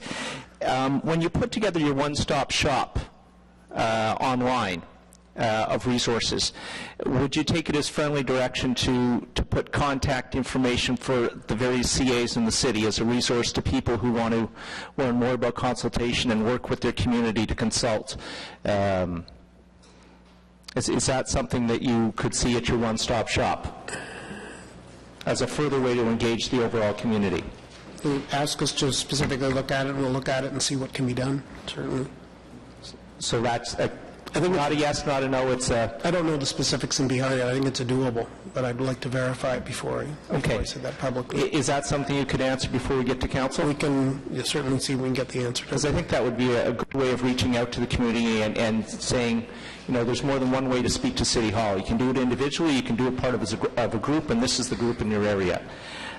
Finally, one issue that was brought up by, I think, all of the speakers and many of the written pieces that we got in as well is why a strategy or a guideline as opposed to a policy? Why are you not proposing to actually turn this into a policy for the city? The basic in terms of the research going back and looking at it is not all municipalities had policies. Some actually suggested and had gone down the road of a specific strategy similar to ours. I believe Halifax is one of those areas where they have a strategy rather than a policy. And I think Councillor Deans outlined some examples earlier where having a specific policy and being very directive actually limits how you're going to approach this. And the intent on the staff side was to have as much flexibility to get the best result, as opposed to saying, no, this is exactly how you'll do it, this is what the policy says, this is how it has to be done, and applying more of a one-size-all-fits-all kind of approach to it. Okay, fair answer. Thank you. All right, Councillor Hughley, please. Thank you very much. Just one question for you, Dr. Perry, is the public consultations I've been involved with, one of the common criticisms of them are we do it too fast to get it into the community papers. And the reality is the community papers are where most of the residents, at least in my ward, get their news. So can we have something included in here that we try to build in that timeline? So, and also, most of the ward councillors have columns in the community paper, so they get to put that information in there to come out to the meeting, what their views are on it, and so on. Can we get that added in there, that we respect the publishing timelines of the community papers? I think that's all part of the sort of the tools and looking at that engagement, the councillor's office around what their needs are around this as well. Okay. Thank you. Thank you. Are there other questions? No? Okay. Councillor Shirelli has a motion. If you'd like to introduce it, Councillor, and it's on the screen. Yes, thank you, Worship. This was written by the Deputy City Clerk on my behalf, summarizing my concerns. It's It must be well done, then. It's very well done, and it's only one sentence. I thought deeper than that. Anyway. And she's also the only one that can read my handwriting. That when the city conducts public consultations, members of council are provided with an electronic copy of the full submissions from the public and not simply a staff summary of the comments received. Okay. On that, carried. On the report as amended, carried. Thank you. Our next item with members of the public delegation is item 13, Innovation Center at Bayview Yards, Concept and Governance Proposal. And we have a presentation and overheads PowerPoint by staff. So, not sure, I think it's economic development that are coming forward. And if anyone else would like to speak to this item, if they could fill out a form at the table, that would be appreciated.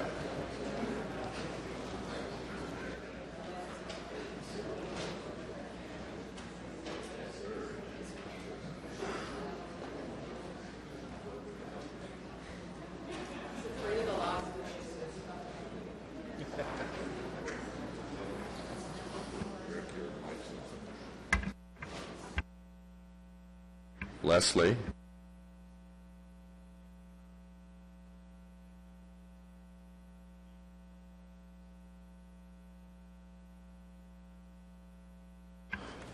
Okay, so we have a presentation, and there's a PowerPoint en français puis en anglais, and the floor is yours, Matt, if you want to introduce yourself and start the presentation.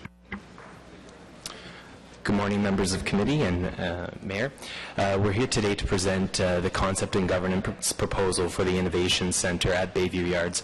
It's been a few months since we've been in front of you with respect to the Innovation Centre, which is... Hold on just a sec. Excuse me, ladies and gentlemen, if you're having sad conversations, Dr. Burry, if you could leave the room, because the acoustics in here are very difficult, so we have another presentation, so I appreciate that.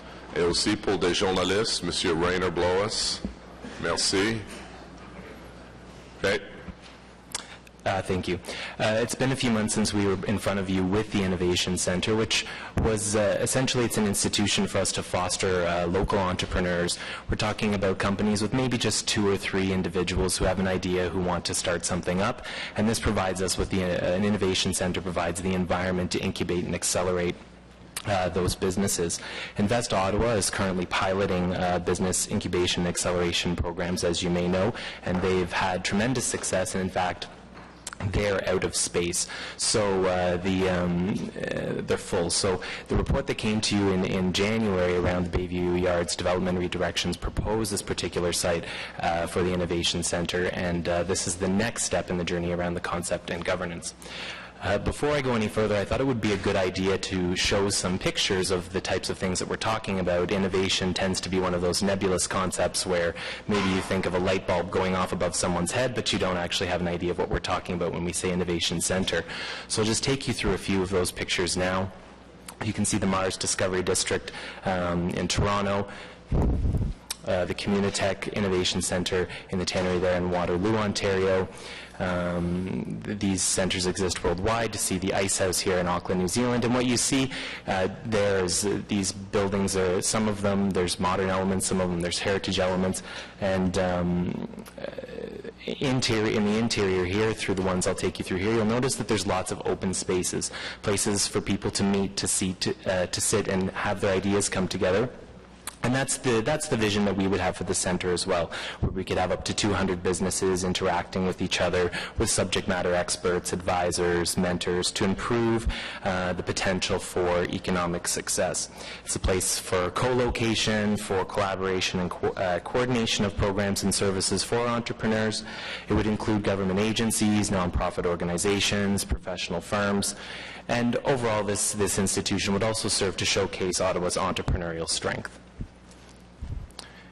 And you can see the image that I finished with here is Shopify right here in Ottawa, a very successful company here that uses a very similar type of model for its structure.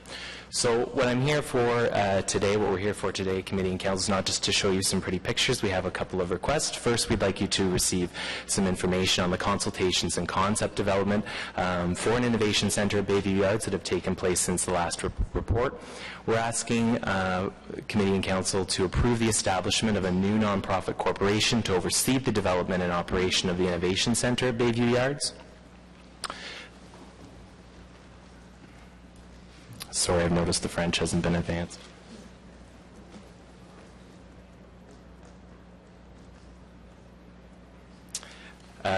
We're asking for approval of the initial appointments to the Board of Directors for the new nonprofit corporation, and we've listed those for you on a future slide. And we're asking for direction to prepare a lease agreement for the building and associated land at 7 Bayview Road, which would, before executing, would be subject to the approval of Committee and Council's approval of a final business case for the Innovation Centre. As background, we did come to you in January. Council approved the Bayview Yards redevelopment directions, which included a plan for the Innovation Centre at Bayview Yards. Since that time, at the end of March, we signed our $15 million funding agreement with the province to receive $15 million in cash, and we would match that with in-kind services, the land lease for the proposed site here, and cash from the city. As part of that initial report in January, we were instructed to ensure that the community was consulted on the idea, and we certainly did that. We included the concept of the Innovation Centre in the Bayview CDP, which was approved by Council, and it confirmed the compatibility of the Innovation Centre project at that site. Throughout the spring and summer, our department was very busy with stakeholder consultations, advisory board projects, and we did some focus group testing, which I'll speak about as well. And then in the middle of October, we received our renovation estimates for Bayview Road. I won't read off all of the information on the next slides, but to give you an idea of the depth of consultations that we undertook, you'll notice on these slides we spoke with all of our post-secondary institutions and essentially every organization in Ottawa that is involved with business acceleration, entrepreneurship, and incubation to ensure that everyone had a say, or we've heard back on what their expectations would be for this project. You'll also see on this slide that we also scheduled interviews with the CEOs of many successful incubators across the world, in Canada, the United States, and New Zealand, and spoke to them to make sure that our idea was sound, that the site that we were proposing made sense, and to hear what they had to say.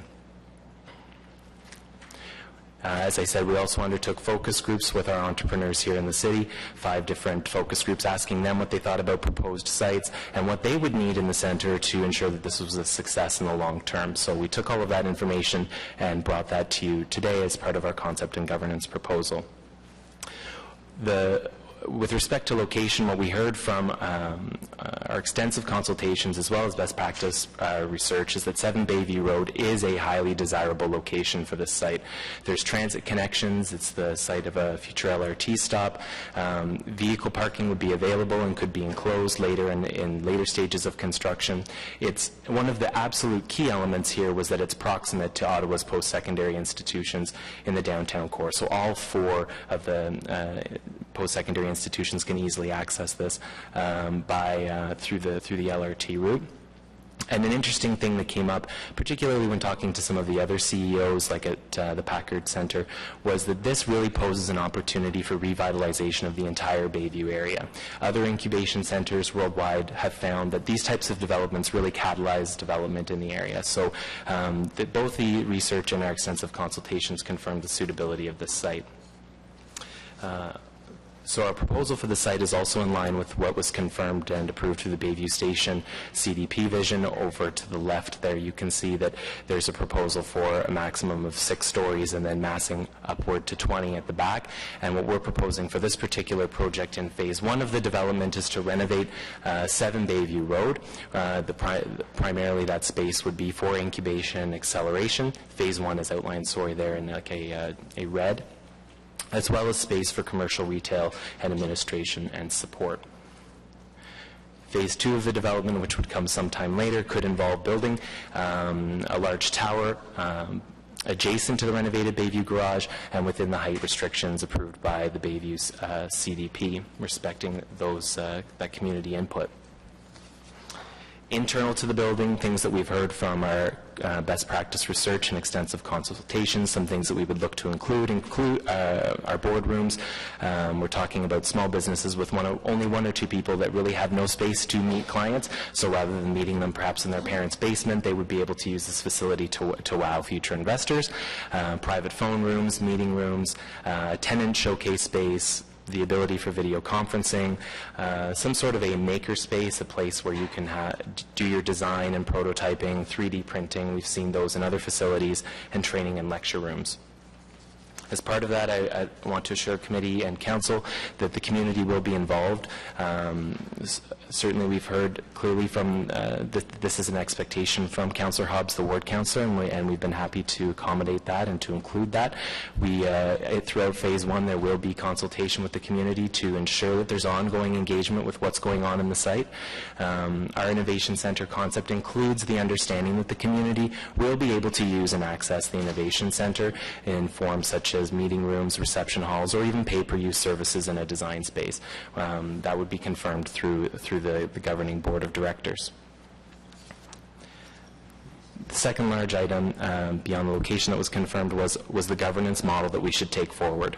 And the best practice research that we did also confirmed that a non-profit corporation is the most suitable governance model, and that corporation could be comprised of people who have expertise in business incubation and construction and operations. And it also, one of the benefits of this model is that it enables flexible participation and financial participation from all sectors of the Board of Directors. Committee and Council may recall that we initially proposed back in January to explore a municipal land development corporation. Since then, we've learned that would require the city to be the sole shareholder, which might limit future development opportunities in Phase 2. So, in line with best practice research and the consultations, we are recommending that the formation of a non-profit corporation for this. The nonprofit corporation would oversee the design, development, operation, and the tenant mixture and the tenancies in the building. And we've proposed this initial board of directors based on their experience, and their bios were included in the staff report. The initial board of directors also includes the Ottawa's mayor or a designate as a voting member, and the director of economic development and innovation as an ex officio non-voting member to ensure that the city's interests are represented at the board. We're proposing that that's just the initial board where we would have those 5 voting members and 1 non-voting members, and should committee and council approve this report, we would then do an open call for 4 additional nominations to the board with those same qualifications, and the initial 5 voting members would select those 4 members from the nominees, and those that open call for nominations would be done publicly through newspapers, that type of thing.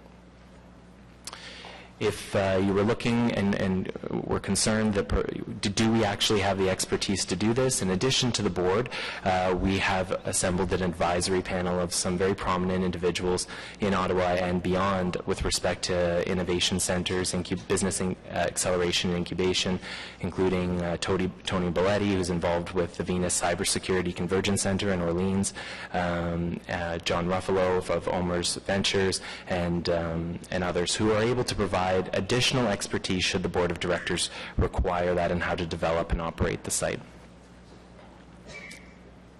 So next steps upon committee and council's approval of the report, we would go forward with incorporating the nonprofit corporation to oversee the development, and we would then execute a final design and business plan for the Innovation Center, which we would bring back to committee and council before seeking final approval on the lease agreement for the site to the nonprofit corporation. Next steps would also include the heritage designation of 7 Bayview Road. That's it for the presentation, so I'll leave it to public delegations. Great, thank you. I just want to offer a couple of words of thanks to staff, our city manager, staff in the Economic Development Unit for their hard work on these recommendations. This is, in my opinion, a very solid proposal. It builds on the initial $15 million contribution we received from the province of Ontario and engages the city fully with its support, both in kind and financial. And it's significant because it's probably once in a lifetime opportunity that we have this piece of land and the opportunity with provincial funds to create an innovation center that will be very specific to Ottawa's own needs from an entrepreneurship and business incubation perspective. In many ways, we're a victim of our own success with Invest Ottawa bursting at the seams, and we've seen those pictures at the beginning showed us a little bit of exactly what we're looking forward to, whether it's the Communitech property in Waterloo or the Mars Center in Toronto, or even the concept of how Shopify, which is one of our great local success high-tech companies, operates its business in the Byward market. And it's an opportunity for the city to put its money where its mouth is in terms of developing an area that is really coming into its own. By locating this development in a neighborhood that has tremendous potential for growth, we're signaling to residents and to the business community we believe in this area and its future. And we're also sending a very strong signal that we want to see future transit-oriented development in this area, which will be adjacent to the Bayview Transit Hub. And as we know, that's the connection between the O-Train and the LRT, which connects all of our post-secondary institutions in one fell swoop. And in discussions I've had with members of council and the public and the business community, I've found very significant support for this proposal. In many instances, people have said, why have we waited so long? Why is Waterloo ahead of us, Toronto, and other jurisdictions? And it really is entirely consistent with our city's efforts to diversify our economy away from government jobs and from out under the shadow of what happens at the federal level. It's now possible for us to shape our own innovation, or hope that our own innovation center will play a role in creating future Shopifys and other companies in our community, the same way that innovation hubs like Communitech and Mars acted as incubation centers for small, good ideas that morphed into big ideas that created a number of jobs. And so to do so requires some real investments in people, and this center is structured from the ground up to be a catalyst for new economic development opportunities and local job creation. It's important we continue to involve the local community to the success of this initiative, and I'd ask that staff take as direction with committee support that the report be amended to ensure that the full board of the Innovation Centre include a representative from the Mechanicsville Bayview community. This is something that Councillor Hobbs has asked for, and I'm very supportive of bringing someone from the local community, because I see this as not only a hub for technology companies and other small companies growing into big ones, but also to have facilities that the community can use as well, whether it's a boardroom space for meetings and gatherings and so on. So we'll open it up now for questions, but I did want to offer some comments and to thank the staff for what I think is a very thorough report. And I want to thank the city manager. He's been engaged on this file, working with the officials from the province, because of course we have to submit our business plan and our plan of action in order to secure the funding from the province. We have the funding. I think technically we have it in our bank account, but we have to make sure that we engage the province to ensure that their alignment and our alignment are in sync so that the funds can start to be released. So we have a number of councillors like to speak or ask questions. Councillor Shirelli. Thank you, Worship. Okay, the first question is, when did you submit the Innovation Centre plan? Sorry, apologize, Councillor. We do have one member of the public, and I believe it's Linda Hode, so I apologize. So, Councillor Linda, if you could, you're here a lot. I thought you were a councillor, but it's Linda Hode, Citizen Hode. Apologize. The floor is yours, and we have a note from Heritage Ottawa as well. Who you're Thank you. I am here actually representing Heritage Ottawa. I am a member of the Board of Directors, and Leslie Maitland was unable to attend this morning, so you get to hear me. Thank you. As you noted, we are happy that the city has found an adaptive reuse for this important city heritage building, but we do have some concerns. Firstly, we are concerned that designation should occur before the completion of the business plan, not after, as proposed in this report. It's only fair that those responsible, who will be the new nonprofit corporation for the renovation, be aware of the heritage-defining characteristics that will be defined through the designation process. And we urge you to amend the report to require designation prior to the formulation of the business plan. I think this is very important. Of great concern to us is that the Economic Development Department is attempting to define the heritage values to be conserved. This role is delegated through the Ontario Heritage Act to the Built Heritage Subcommittee and Planning Committee of Council.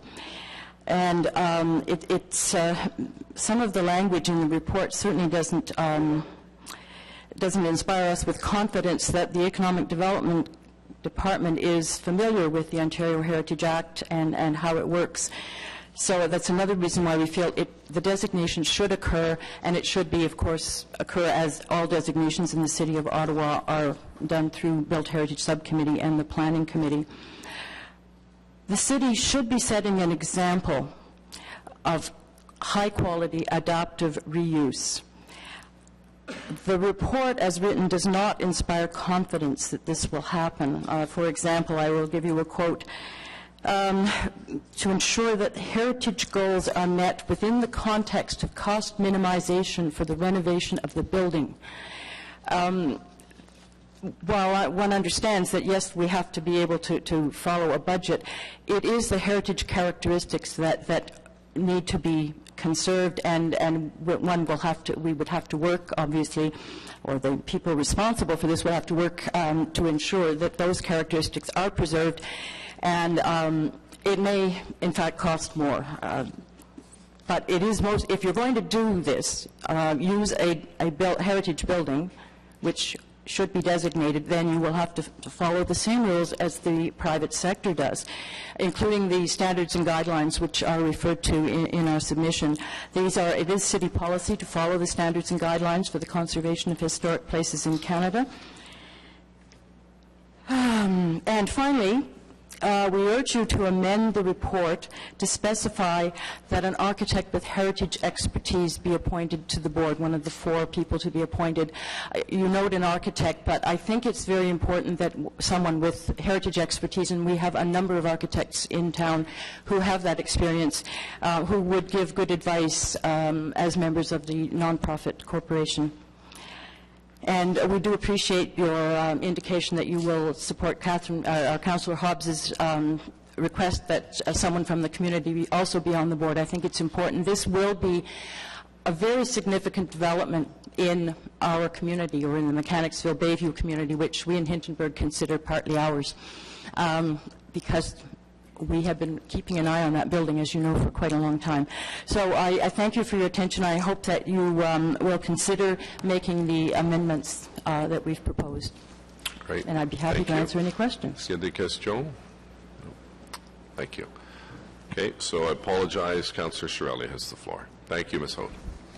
Thank you, Your Worship.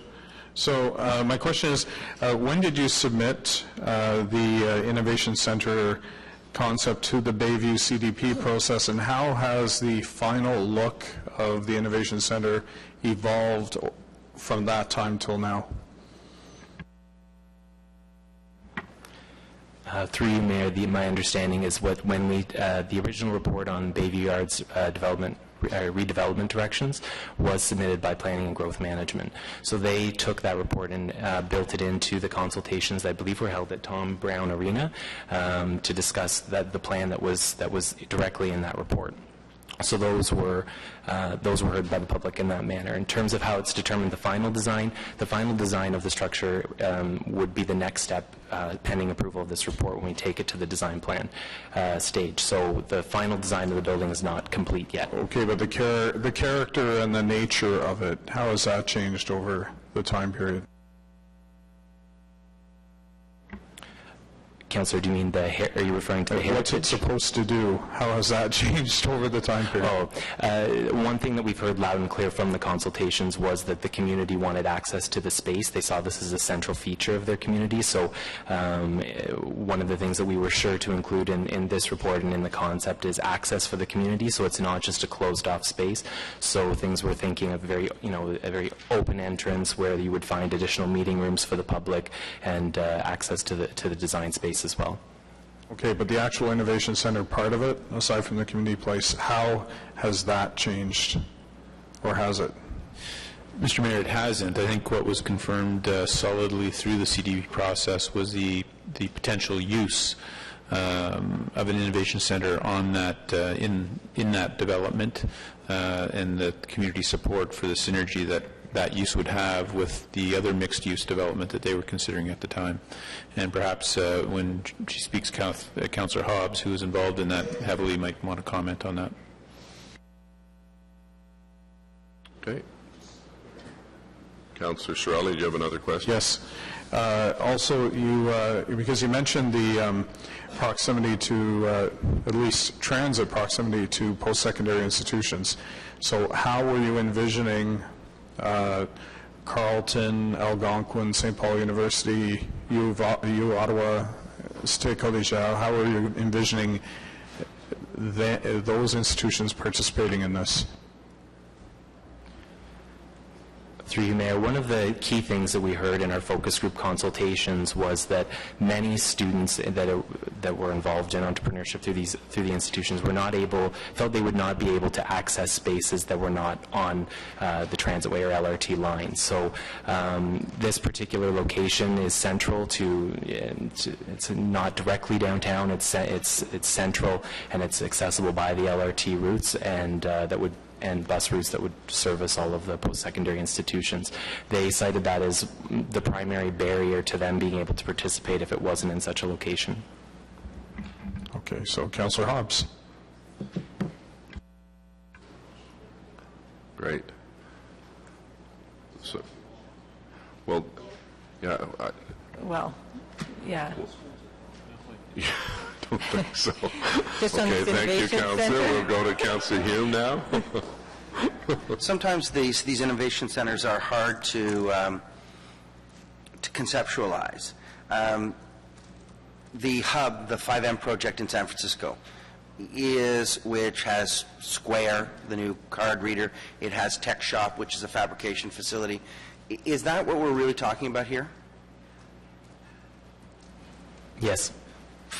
So, when you look at, and you need to link this, and it's very hard to link it back to what is it that they're creating. I mean, and Mr. Mayor, the reason I say this is because you've got, out of some of these places are coming real businesses with real products, and until you're actually there and you've seen them on the ground and what they do, it's very hard for anyone to conceptualize it. Square is a read your credit card over your mobile device. Next generation Type A Machines is doing 3D printing out of Really, which is what they call their tech shop. It's amazing to see these people working around here who come in on evenings and weekends to fabricate in these incredible spaces. And the funny thing is, it's in a as journalism has shrunk. The space in San Francisco, I think it's the Chronicle building, is the home for innovation. As one industry shrinks and changes and maybe moves off of paper and onto tablets, the spaces that they used to occupy are now creating other innovations, and it's a collaboration between the artistic community and others. So it's exactly what you envision happening in these spaces. Are you proposing we rezone the Citizen Building? No, it's not on transit. It's too far out of town. Very bad planning, the Citizen Building. Yeah, exactly. No transit links, terrible. So anyway. No, Citizen's going to become the new warehouse for the even larger IKEA.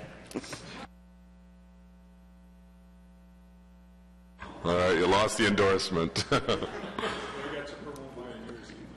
Councillor Monette, please. Thank you, Mr. Mayor. I love the idea of the Innovation Center. I think it's a great concept. It allows people to have a dream and to move forward, create a business, and hopefully to expand and to create other businesses as they move forward. One aspect that I think would be very important, and I did have that conversation when they came to see me, was that as they're establishing at this Innovation Center, I think there should be some sort of a kiosk or some sort of a center that also shows them the benefits of locating in a suburban area, whether it's Orleans or Canada or Barhaven, wherever. But I think that option should always be in front of them, that it's, you could locate, yes, down in the downtown core, but there are other opportunities in the city of Ottawa for you as well. And hopefully that is part of your program as you move forward. Through you, Mayor, yes, absolutely. This is when we're incubating and accelerating these businesses, we want them to stay in Ottawa, and we want to showcase all of Ottawa, including Orleans, Canada, and so having showcases in the building to directing them to our site selection tools, and even bringing in the Orleans Chambers of Commerce, for example, to talk to them. Those are all things we would plan to do. Great. Thank you, Mr. Mayor. Thanks, Councillor. Councillor Hobbs, please. Thank you, Mr. Mayor. Thank you for the presentation and for the extensive work you've done with the community. I really appreciate the inclusion of the community into this process. I just did want to ask, in terms of what Councillor Shirelli was talking about, how this has evolved, I think the more important thing from the community aspect is how it will lead, how the Bayview Yards evolves, and this incredible opportunity we have in 16 hectares here at the intersection of the O-Train and the Confederation line. Just in terms of that, I know for the hub or for the innovation center, we might be looking at restaurants and bars and so on here. These are young people. Has that been considered within the innovation center itself, or? Through you, Mayor, yes, there is space in Phase 1 for commercial retail, so it plays a larger role in revitalizing the Bayview Yards area.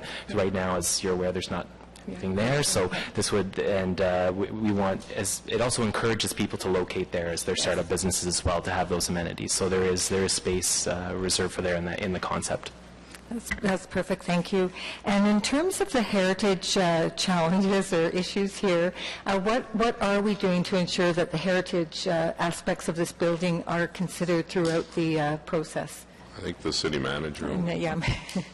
If I could start, and maybe Matthew can add to it, but I'd like to, if I could, go back to Ms. Hode's stated concern, which is she's not sure after reading the report that the Economic Development and Innovation Branch is experts in matters heritage and related legislation, and of course that would be an accurate, I think, understanding. But I think what's important is that staff, Matthew and Ian, discuss this with City Heritage staff, with Sally Coots, back last January when we developed the original report and recommendation for Council's consideration, and that report recommended specifically that to initiate the process under Part 4 of the Ontario Heritage Act to have the building designated as a heritage resource once the adaptive reuse of the building had been confirmed by City Council. Okay. And of course, as this report proposes, that can't be confirmed once and for all until the business case is developed. So that was a thoughtful strategy that we put in front of Council last January. It has the support of the City's Heritage branch. We, of course, the City and its Heritage staff are very conversant with what the City's policy is in terms of adhering to the guidelines and the principles of the Act, and we'll do that. But this staged approach was something that we thought through and recommended to Council in January, and I would recommend to Council that you maintain the direction you gave us last January. With regards to the recommendation about a heritage architect, I think that has some value. In Matthew's presentation, you saw that we're recommending a board be appointed by Council, but there has been one of the successes that Matthew and Ian and SAD have had throughout the year is this extensive consultation, best practice research, networking, outreach to the local entrepreneurial community. We have benefited from a very high-powered advisory committee. One is still in place. It's recommended to continue here, and I would recommend that would be the most appropriate body to appoint a heritage architect to if Council wished to do that. So we could add on a directive then to look at the possibility of having a heritage architect on the board. We could. I'm recommending the advisory committee. The advisory, okay, that's good. And would Ms. Coots or Ms. Collins then continue on in this process as well to guide what happens? City staff will be heavily involved in the development of the application and its consideration, yes. Yeah, that's great. I just have no more questions. I want to thank everyone for what they've done here. This is a great new community amenity. I'm so proud for Kitchissippi Ward to have this facility. It's amazing. We need new commercial services. We need jobs near transit. This meets that. It's a help to drive Ottawa's economy, which is a fantastic opportunity. To weave this into the fabric of our new neighborhood that's emerging is such a great start, and thank you very much for all the work that's been done on this and for picking Kitchissippi. Thank you, Councillor, and thank you for your work on the file. On the report, carried. Thank you. The next item was the Ottawa Lions Track and Field Club. Councillor McRae had a question. It's the loan repayment. Thank you, Mr. Mayor. I'll just wait for our treasurer.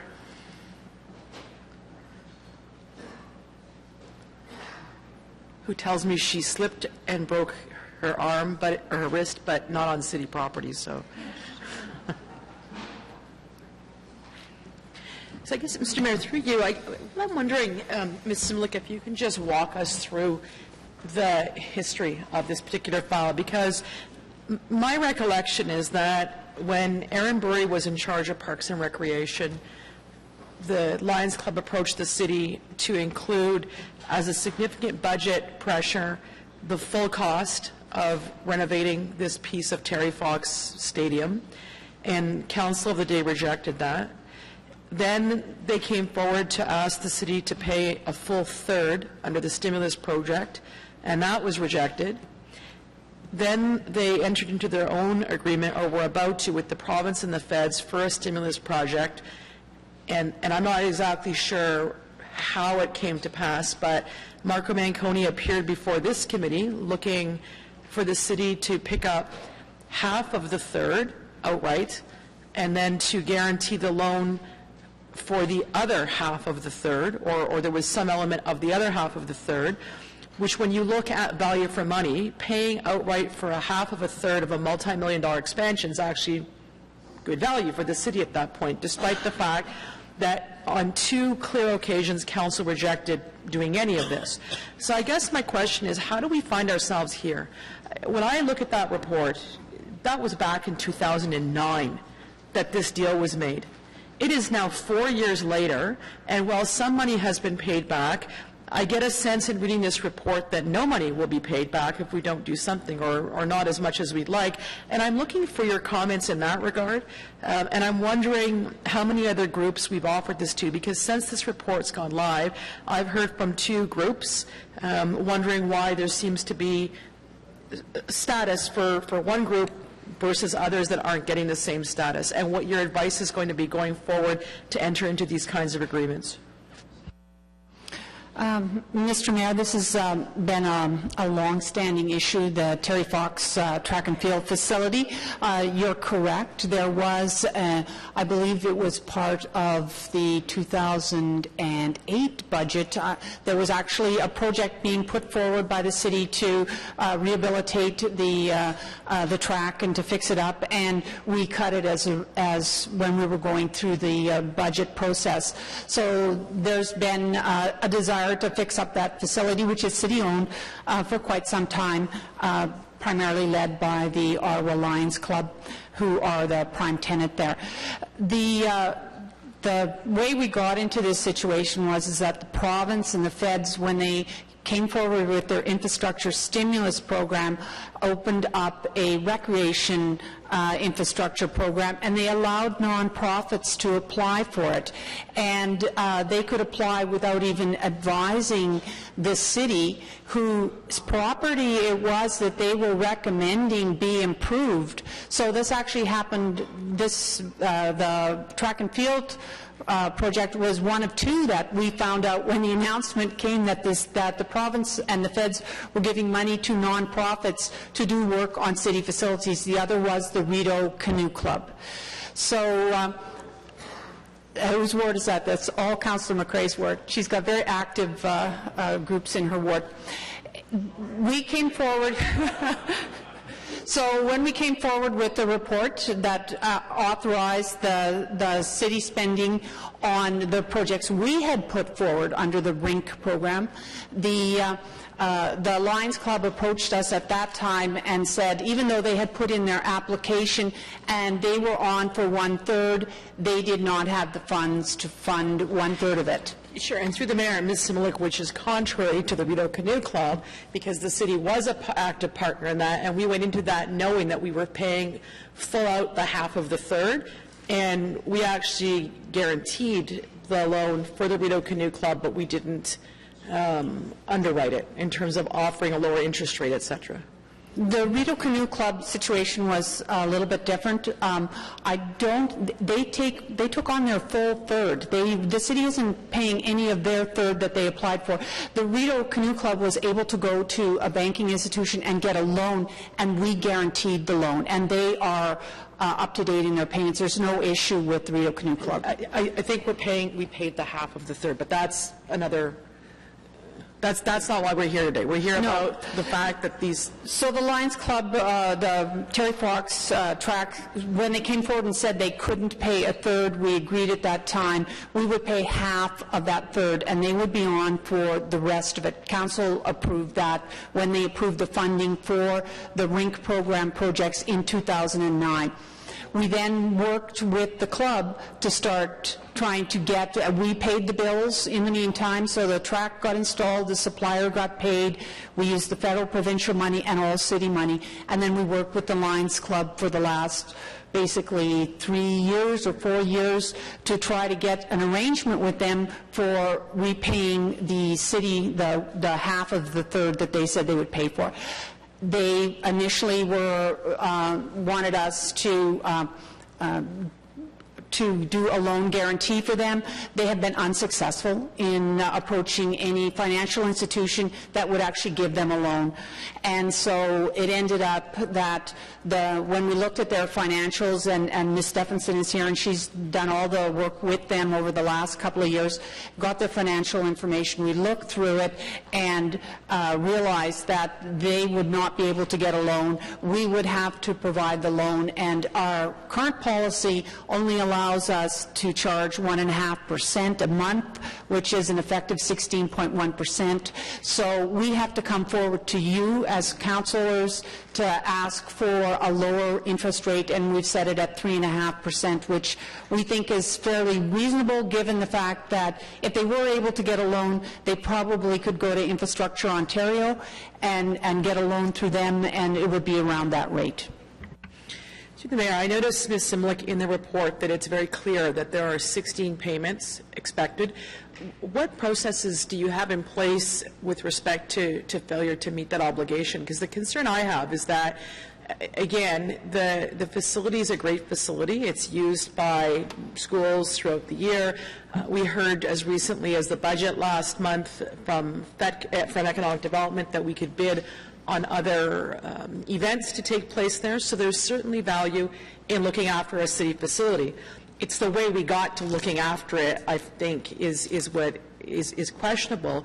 And so my concern here is that, on one hand, the group went ahead, they secured a third from two levels of government, then they came back and said they couldn't pay once, then we had to pay a half of a third second time, and they said they would pay their half of a third. Now we're back again to make arrangements for them to pay their half of a third, and it just sounds to me like if we don't do this, that we're not going to get paid. Would that be a fair assessment?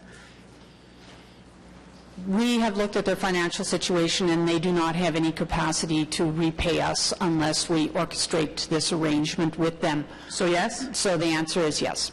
Okay. So Mr. Mayor, obviously this is in my ward. It's a citywide facility that we're looking after.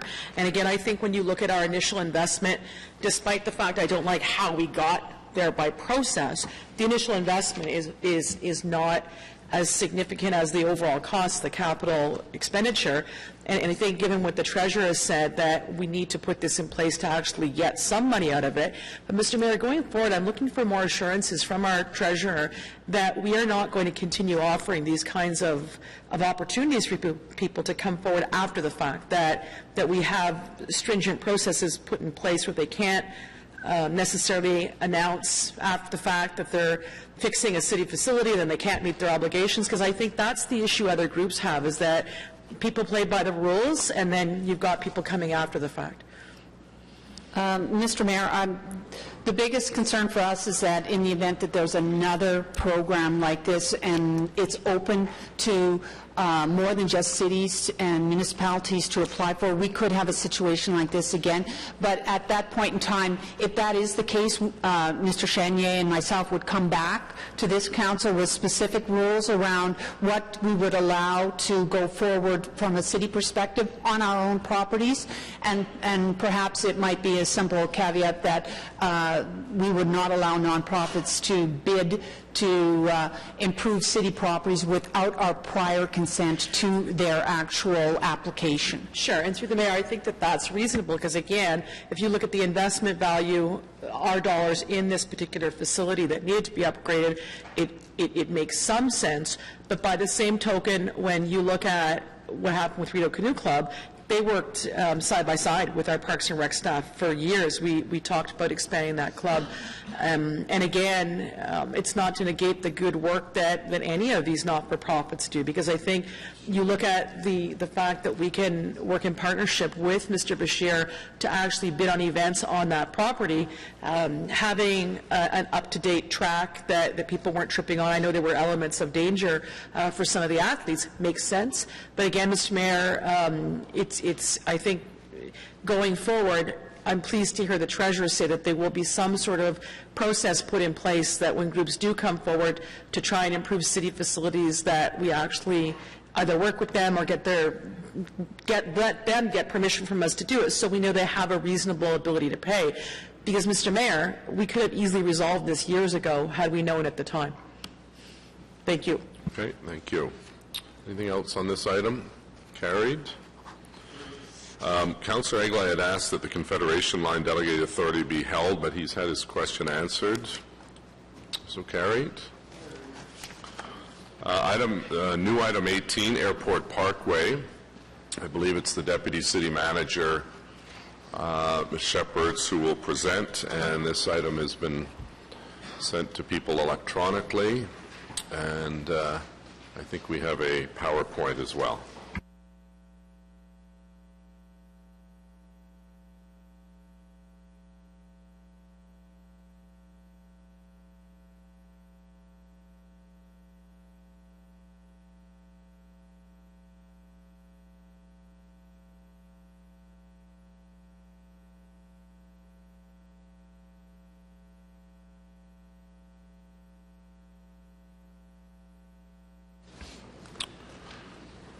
Okay, Ms. Shepherds and Mr. Newell and Mr. O'Connor, and the floor is yours. Thank you, Mr. Mayor and members of Economic Development Committee. I'm going to take you back, and in the motion that brought this item onto the agenda, there's reference to my memo of October 4th of this year. And I just want to take you back to that memo and remind you what I said in that memo. And that was when I indicated that staff had terminated the services of Genevar and were retaining Delcan to complete design modifications that were identified when we went through a peer review by Buckland and Taylor. So in that memo, I talked to you about when I received the Delcan report, I would be reporting out. And late on Thursday, staff received the final report from Delcan. It was actually dated the 27th of November, and I have attached it to my staff report in front of you today as supplementary material. You'll see in that report, it identifies the necessary design modifications and makes recommendations about the design that we are recommending to go forward with, and that Delcan is continuing with the design of, and specifically responding to the issues that were raised by Buckland and Taylor, in addition to some other recommendations. So the meeting today is really the first opportunity to be in front of you to seek the necessary authority to enable us to complete this project in 2014. And I apologize that circumstances have left us unable to provide you with the normal lead time that you would expect, and certainly that is your best practice and standard, and it is really unusual and certainly not preferred. However, waiting until your next scheduled meeting would delay the completion of this important piece of infrastructure. And so now I'm just going to go through the outline of my presentation. I'm going to start by giving you some background information on the Parkway Pedestrian and Cycling Bridge, and I'll spend a little bit of time on that just to remind you of the background. Mostly because you have just received this report today, and certainly I don't expect you've had the time to go through it. Then I'm going to speak to the recommended path forward, the status of the third-party independent review, and then some of the other actions to date. So you see on slide 3 here in terms of the background information, and really it goes through the chronology from the start of this project up to where we are today, and I think it's important to remind you of that chronology. The EA was started in 2008 and it was approved in 2010. In May of 2010, the request for qualification evaluated, and 2 of the 4 consulting firms that were submitted to the request for qualification stage advanced and were asked to submit a proposal. In August of that year, that design was awarded to Genevar. In June of 2011, the tender for construction closed, and there were 5 bids at that time, and Louis Bray was awarded the contract. That commenced work order, and I know some of you around the table remember well the excitement around the initiation of this project, which was initiated in July of 2011 with an expected completion date of October 31st of 2011. That was later extended to November 28th, 2011, and as we all know, we're here today without a functioning bridge. November 2011, part of the story is that the lower, after they had poured the lower concrete support tower, there was evidence when all the formwork was taken down of poor concrete. And following that investigation in May of 2012, the lower support tower was taken down, and Bray did that at their cost. Again, continuing on in terms of the background, in September of 2012 was when the reconstruction of the lower support tower was completed successfully. February of 2013, the contractor informed us, so they were having concerns with the fabrication of the stay anchor support, and just in simple terms, that's the piece that would go at the top of the tower to which the stay cable or the stay pipes would be connected to support the bridge. There was trouble with the fabrication, and the contractor informed us that they had engaged a new fabricator.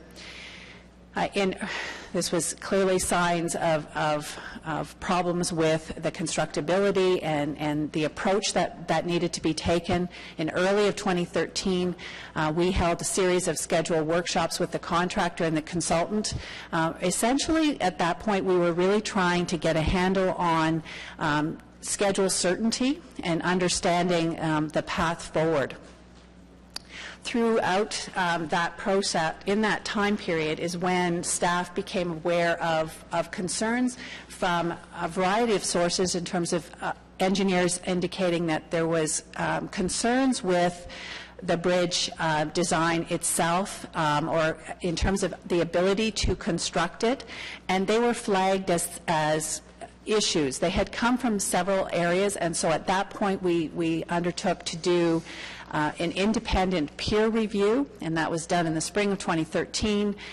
And at the end of the year, so we had the recommendations. My report in October of 2013 spoke to that. There were concerns and recommendations in terms of things that would be redesigned with the bridge.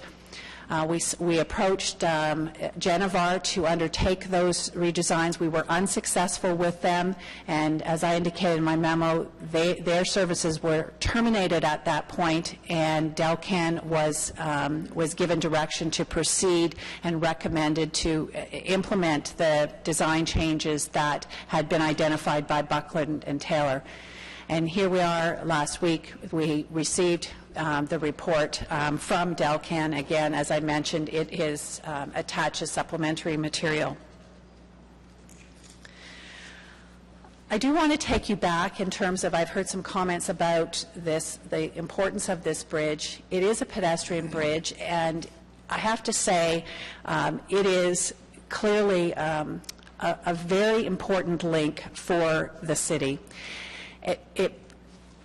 when I talk about the link itself, I think it's important to note that what you have is you have rapid transit that essentially parallels the Airport Parkway today. You have both the O-Train corridor and the Southeast Transitway. Because of the Airport Parkway, the catchment area, i.e. where passengers can walk to those transit stations, is essentially cut off. Providing pedestrian access across the Airport Parkway in this area provides direct access to the South Keys station as well as a future O-Train extension that will include another O-Train station there. The current O-Train station at Greenboro Station is just north of the South Keys shopping center. It's at the north end, and again, this pedestrian bridge in the interim until the O-Train is extended would provide access to that station. Clearly, there's a lot of retail and restaurant in the area, and yeah, it's probably better to actually look at the map. So on this area map, what I just like to point out is the actual stations that are the Greenboro Transit Station, the South Keys Transit Station. It's important to note that the green solid lines are the extensive pathways that exist in the area. And again, I just want to reiterate that currently this is the location where the pedestrian crossing would be across the Airport Parkway. And what it does is it allows this entire community to have access into that station through a protected pedestrian corridor. I just want to mention to you that there are pedestrians who actually have in the past, and there's a well-worn path where pedestrians choose to cross the Airport Parkway unprotected. There has been a fatality in that area. It's not, the Airport Parkway is not well lit. It is not a location where pedestrians should be crossing. And as a result, again, this would remove that significant safety issue that exists with people taking it upon themselves to actually cross the parkway in a very unsafe environment. I did include a couple of slides that are very recent in terms of what's out there, and so you look at what's currently on site. This actual slide is looking north, so you're looking on the Airport Parkway towards downtown.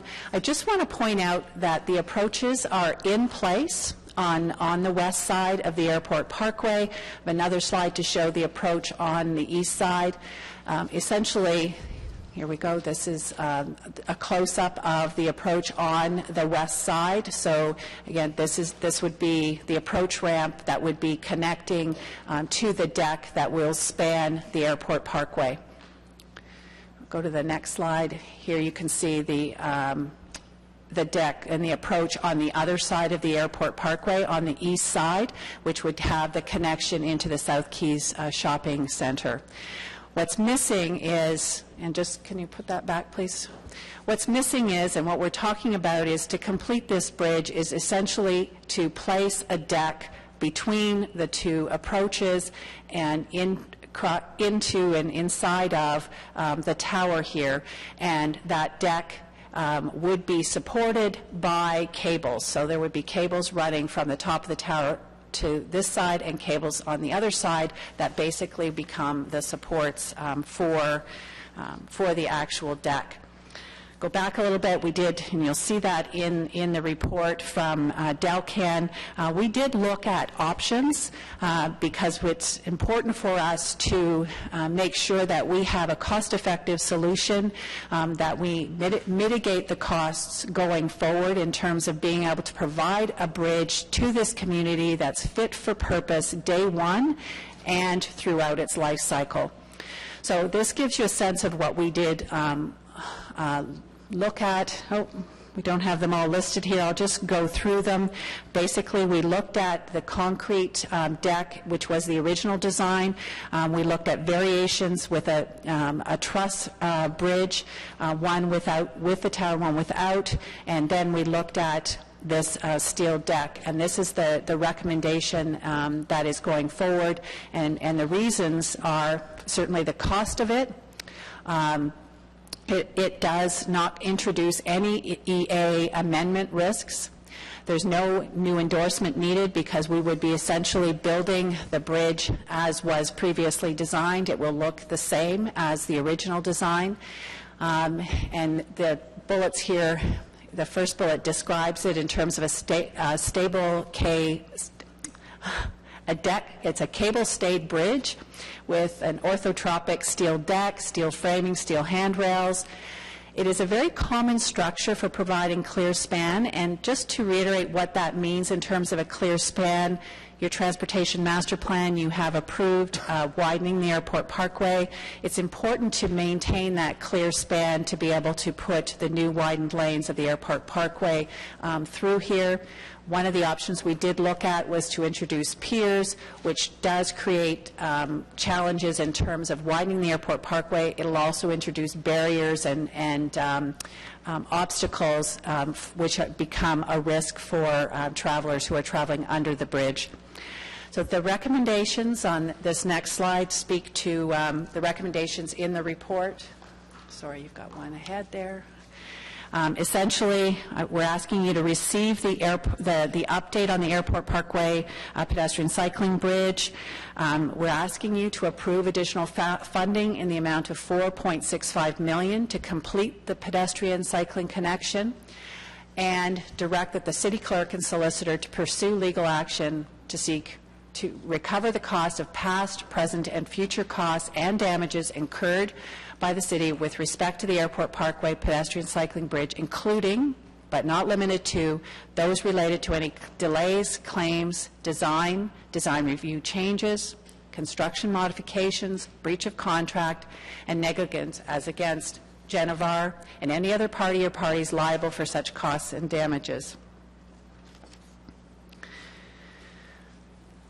So I'll give you an update on a third-party review. I spoke to that in my memo. The city has retained SEG management consultants to conduct a third-party review of the project.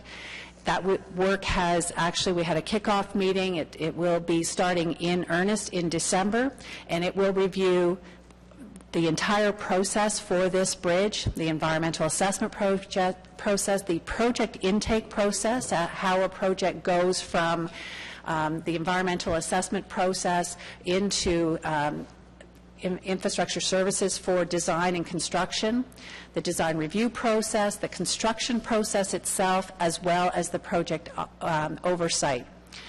I expect that this will be a quick review, and the report and its findings will be reported back to the mayor and subsequently brought before Finance and Economic Development Committee. We expect that that could happen as early as January. I won't spend a lot of time. I just want to remind you these were the internal actions that were also included in my October 4th memo to you that talked about the things that we were doing in the interim, and I just want to speak to the fact that we are actioning these, and in the budget, as you know, you've approved additional structural engineering resources. We had already reassigned immediately upon issuing that memo resources to fulfill that duty and provide technical oversight to ensure that structures are fit for purpose from day one and throughout their life cycle, so that individual who is very well respected in the structural community has been engaged and been involved with the Delcan design review. And we can speak to the other ones if you have questions in terms of the other internal actions that have been taken and where they stand. And with that, I thank you for your time and welcome any questions. Okay, thank you. Councillor McRae, please. Thank you very much, Mr. Mayor. I'm just not sure where to start with this. I really don't. We could start back at the sod turning in 2011 and talk about the so-called completion date of October, then November, all of 2012, all of 2013. And I think, Mr. Mayor, to call this a disappointing disgrace is really an understatement. It's a monument to failure. Every time I drive by that bridge and I see the concrete sitting out there and this bridge not fixed. And I guess, Mr. Mayor, my first question is to our city solicitor, and I have a couple other questions to our staff. And one is, Mr. O'Connor, could you advise this committee if the consultant, the designer, is doing any work for the city right now? Because that's been a question that many of my residents have asked me. Mr. Mayor, the designer in this case, and I apologize for my voice, the designer in this case is Genevar, and I am aware that the city treasurer, through her authority under Section 37 of the purchasing bylaw, has banned Genevar as of yesterday from bidding on any future contracts, so they will have some remaining work on existing projects, but they've been banned for 2 years as a result of their performance on recent contracts with the city. Okay. And my second question is, in terms of what we're discussing here today, obviously I'm in support of this report. As disappointing as this is, this bridge should have been finished 2 years ago. And I will wait for that independent third-party review, which I called for. And if I'm not satisfied, I will ask for an audit of this. Because, again, residents want to know what went wrong. I want to know what went wrong. And council needs to know that we can put measures in place to make sure this doesn't happen again, to the extent that that's actually possible.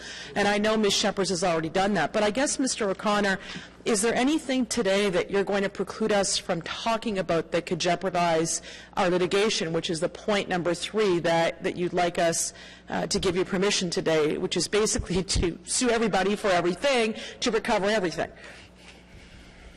Mr. Mayor, if I can draw the committee's attention to page 8 of the report, we've gone to some detail to add some significant legal implications with regards to this particular matter. And I'll begin, Mr. Mayor, by providing what I think is my standard caution to members of committee and council with regards to any sort of ongoing or pending litigation. So when we're discussing these matters in public, I would recommend that members not get too far into the weeds with detailed questions or any sort of speculation. Having said that, Mr. Mayor, I think it was prudent to advise members of the committee that there is ongoing litigation already with regards to this particular project, and I've cited a couple of different examples. The first one is the City of Ottawa case versus Genevar, which is a reasonably modest $100,000 piece of litigation arising from 3 construction-related issues that arose during the course of this project. Now, I say it's relatively modest under all of the circumstances with regards to the spectrum of construction litigation, and doesn't really go to the meat of the subject. That being said, Mr. Mayor, on the next page we do point out that there is a companion lawsuit which was with regards to Tomlinson versus Bray, and of course Bray Construction is the city's contractor on this particular project. This began as a $240,000 piece of litigation where Tomlinson is seeking damages as a result of Bray for the supply of cement on this particular project. It has now evolved, Mr. Mayor, into a $2.6 million counterclaim involving the City of Ottawa with regards to, as you can see on the page, a number of damages being alleged by Bray. In my final comments, Mr. Mayor, at the bottom of page 9, I go on to indicate that at this point in time, if we are looking at the concrete specifications that were for this project, it seems that those were prepared by Genevar, and we will most likely be bringing Genevar into this particular piece of litigation as it rolls forward. I also point out, Mr. Mayor, that we are going to look at and try to recover all costs, all damages that the city has incurred as a result of this project. We will have an obligation to mitigate our losses and our damages, and I don't want this committee or anyone to be left with the idea at the end of the day that we will very simply, should council decide to pass this recommendation, we will simply start a lawsuit for $4.6 million. It's not that easy in law, but we will look at all of the costs, all of the damages that the city has incurred, and try to seek all of those in due course, Mr. Mayor. Thank you, Mr. Mayor, and thank you to Mr. O'Connor. I guess, Ms. Shepherd, when I look at the Delcan report, and I have to say I felt butterflies in my stomach when I read Delcan say that the failure of one of them, and they were speaking about pipe stays, would almost certainly result in the collapse of the bridge. And again, Mr. Mayor, I'm grateful that the manager on this project actually thought to have the third-party review to look at this. But I'm wondering to Ms. Shephers, we've already trusted the process to get us to the first designer, and we trusted the process to get us to the first contractor, which will probably be the contractor. How do we know that the design that's being put forward today is not going to end up in the same situation? What steps have we put in place, Ms. Shephers, to allow for very careful scrutiny of a repair job that is now almost doubling the cost of the original project? Mr. Mayor, I'll answer this in a couple of ways. First and foremost, we did put the structural engineer in place who has been engaged with Delcan in terms of our own internal expertise and oversight on the path forward. So, but I think more importantly is that with the peer review, and it was not an extensive analysis, it flagged issues that were for staff very concerning in terms of bringing into service a structure that could serve its purpose over its life cycle. We were going to need to be continually monitoring this structure. Delcan's report confirms that that direction that we took in terms of going to the peer review and going and redesigning it was the correct thing to do. Delcan has been given very clear direction, and they are going to take ownership of the structural design that is finally implemented.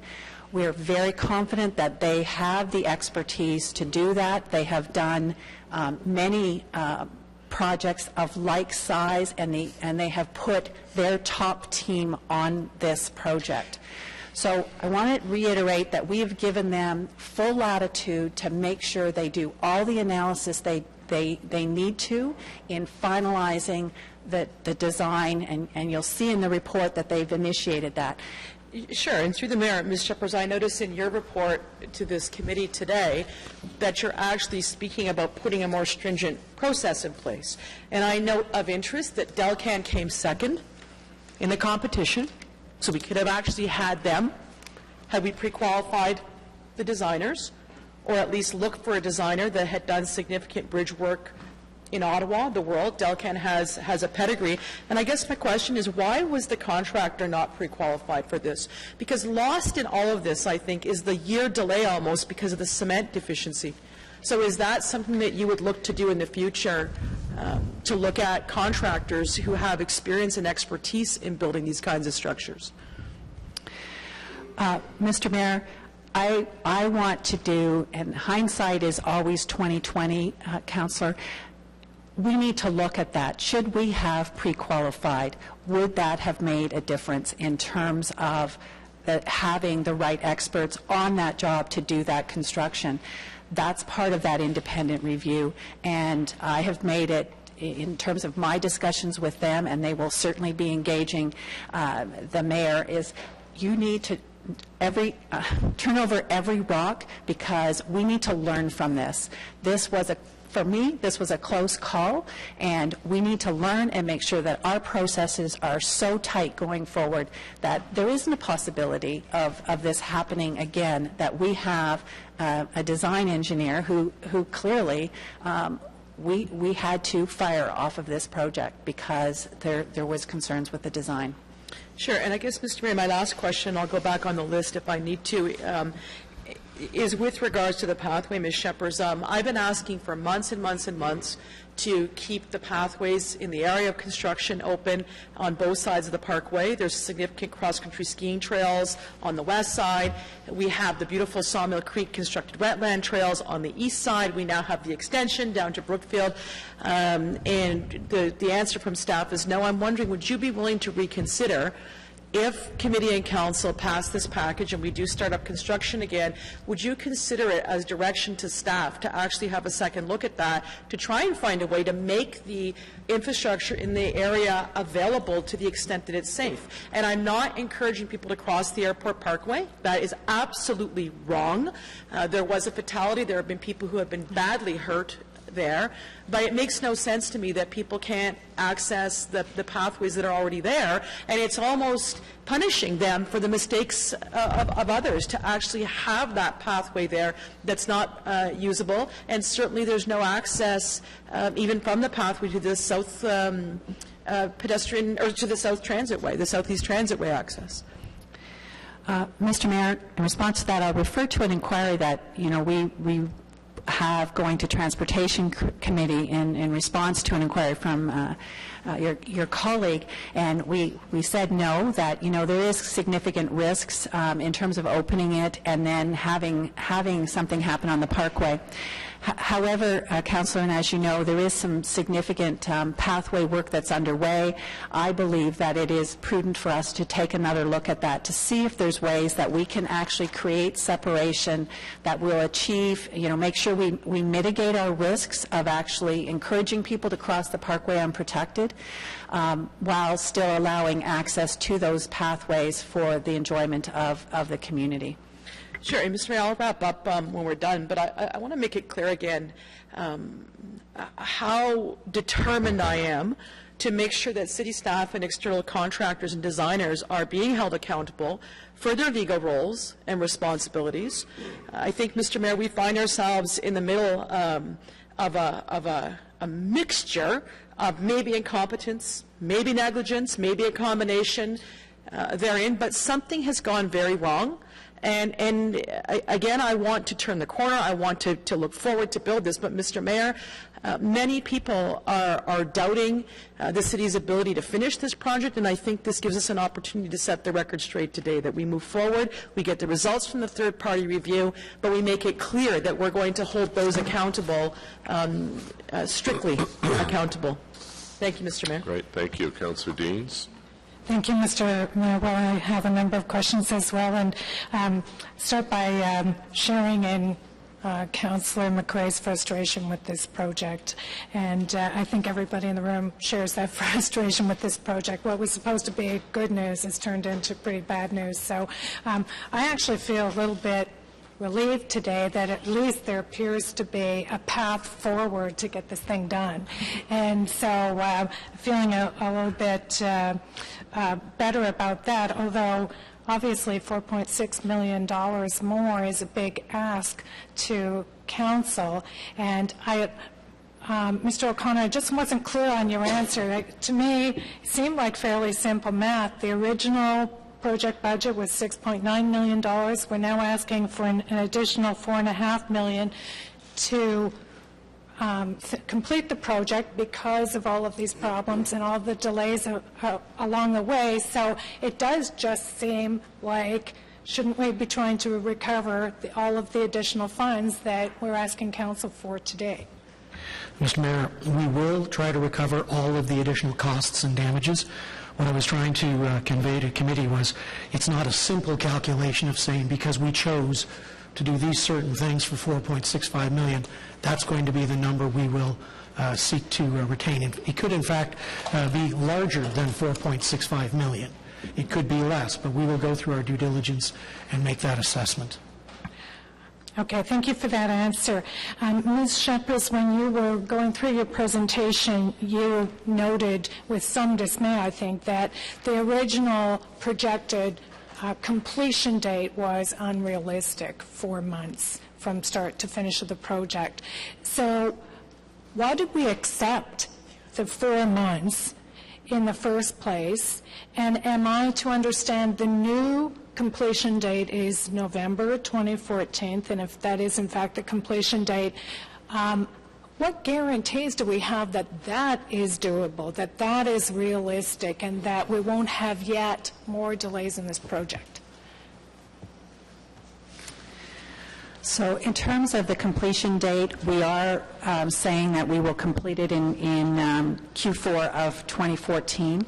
I want In to what? Q4, and we expect likely in November. I just want to reiterate, too, that as part of this process, we have retained scheduling expertise so that we are looking at the schedule to make sure it's realistic. So these are experts who are that's their background is scheduling and critical path and constructability, and we have retained them to assist us in making sure that we could be comfortable with this schedule in front of you today. Your earlier question about why did we accept that early completion date is a good one, and it's one that I am posing in terms of the independent review. I want to understand how did that get into that contract, and we accepted it. It was part of the design that was provided to us by Genevar. But, how did that happen? I want to have a good answer for you when we're next in front of you on this project. Okay, and the new structure that is now being recommended, steel reinforced structure, much lighter than the original structure. What differences will the users of that facility see from what they would have seen with the original plan? And what's the life cycle, expected life cycle of the new structure? Is it a shorter lifespan than the original, or is it longer, or is it the same? Mr. Mayor, the user itself will not see any real difference with the bridge itself. It's a steel deck structure, yes, but the surface will be waterproofed with a membrane and a wear surface on top. It feels and looks like asphalt. So the person on it will not notice a difference. It is being designed to withstand wind loads, rain loads, what have you, that could, because being lighter, the more potential for that structure to move. So it'll be designed to make sure that it is comfortable. From a look underneath, you would have seen concrete before. You're going to see steel. Part of the design has not been finalized, but it's whether it's an enclosed, whether you're looking at a flat surface underneath, or whether you're looking at ribs, which are part of the structural part of the bridge itself. And from a design perspective, from the get-go, the intent when we looked at options was to make sure we designed it to the same life cycle as the original bridge, which is 75 years in accordance with the bridge design code. And so that is a life cycle that it has to be designed with respect to certain codes from a structural integrity perspective and from a life cycle perspective to minimize overall life cycle costs. Thank you. I just want to talk about Genevar a little bit. You said that the city treasurer has basically banned the awarding of contracts to Genevar for the next 2 years. I'm wondering why 2 years. It seems a little arbitrary, especially if we're going to be in court with them for probably more than 2 years. So wouldn't it be 2 years or pending some sort of a successful outcome or pending some sort of a guarantee that we're not going to get into these kinds of issues with Genevar in the future? Mr. Mayor, this is a 2-year period is something that the Treasurer developed with my office. Under administrative law, you cannot ban people forever for these types of issues, so to speak. So we generally ban people or firms for either 1 year or 2 years and then have a review of it at that point in time. This was particular to the performance of 2 projects that Genevar was on. What I think the allusion that the member made was we also have a litigation ban section, which is not yet triggered in this case because we think the $100,000 small piece of litigation is not what it was intended for, but it may come into play in the future. So which would be if we're in litigation with them, we would not award contracts to them. That could come into play, Mr. Mayor. Okay, thank you for that answer. Also with Genevar, you also mentioned that there are a number of existing contracts with Genevar currently. I'm wondering what level of review or scrutiny those current contracts have been given to ensure their engineering integrity to make sure that we're not going to run into other problems with Genevar since our confidence in this company has been severely diminished. Mr. Mayor, I can respond to that one. As being the department that does the majority of the engineering assignments with the firms, we've been working closely with supply management on that. We've done a full assessment of the existing assignments with Genevar, and are doing a further assessments over the next bit to see where, if there's further suspensions of the existing contracts. There are a number of small related assignments that do not relate to bridges or structures. So, and there's a number of projects that the PO is still active, however, the project is at its completion stage. So, at this point from our assessment, we don't see any current activity that they're working on that would put the city at risk with their provision of engineering services. Okay, thank you for that answer. And just one final question. If you could just put that map of the pedestrian linkages back up. So on the South Keys Transit Station side is the area that most affects my residents, as you know, and that little red part in there, I think, is the pedestrian underpass that provides linkage to all of those pathways. And, you know, we're right now constructing pathways to the north from Walkley to Brookfield. So that linkage has been cut off to residents in my ward, so they can't access any of the pathways at all. And as you can see clearly from that map, there's a lot of pathways that don't come very close at all to that pedestrian overpass that's being constructed. So, Ms. Shepherd, I'm just looking for some assurance from you that obviously it's not a big problem in the winter because they're not winter maintained, but come spring and summer, since we've got another full year before we're going to see that overpass, that there would be some look at providing some access to that path system, especially for residents from the South Keys area, because they don't have to. I understand from Councillor McCrae's ward there's a whole issue of crossing the airport parkway, which we wouldn't want to encourage. But from my side of the tracks, they've had all of that pathway closed off to them, paid for with, you know, taxpayers' money, and I just don't think that it's reasonable to cut off linkages to that entire path. So if you could just give me some assurance that you would look for a possible solution to make sure that the residents that can safely access those paths could have access to them. Mr. Mayor, we will endeavor to do that and coincided with the spring in terms of they're not winter maintained, but we will look at how we can possibly open that underpass to allow access.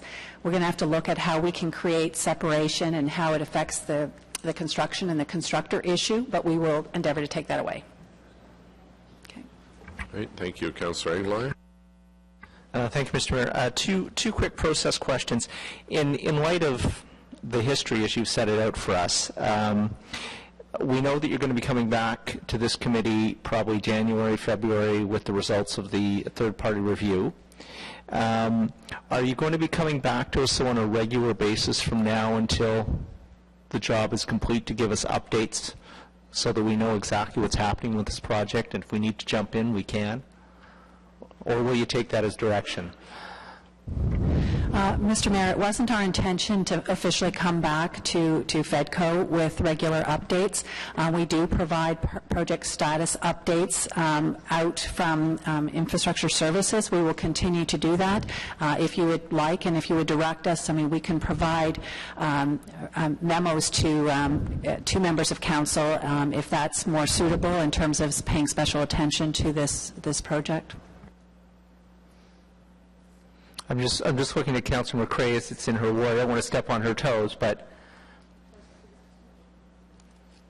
I think, and I appreciate your politeness, Councillor Aguilar. I think, Ms. Shepherd, I share Councillor Aguilar's intention, I think, which is to make sure that council stays fully informed about this. And I'm wondering if, to the extent that there are material things to report about this, that then it would be something, so if something goes wrong, which we hope it doesn't, but if there are milestones being met, maybe then that's the time to get the good news out, because all of us collectively as a council share in this project.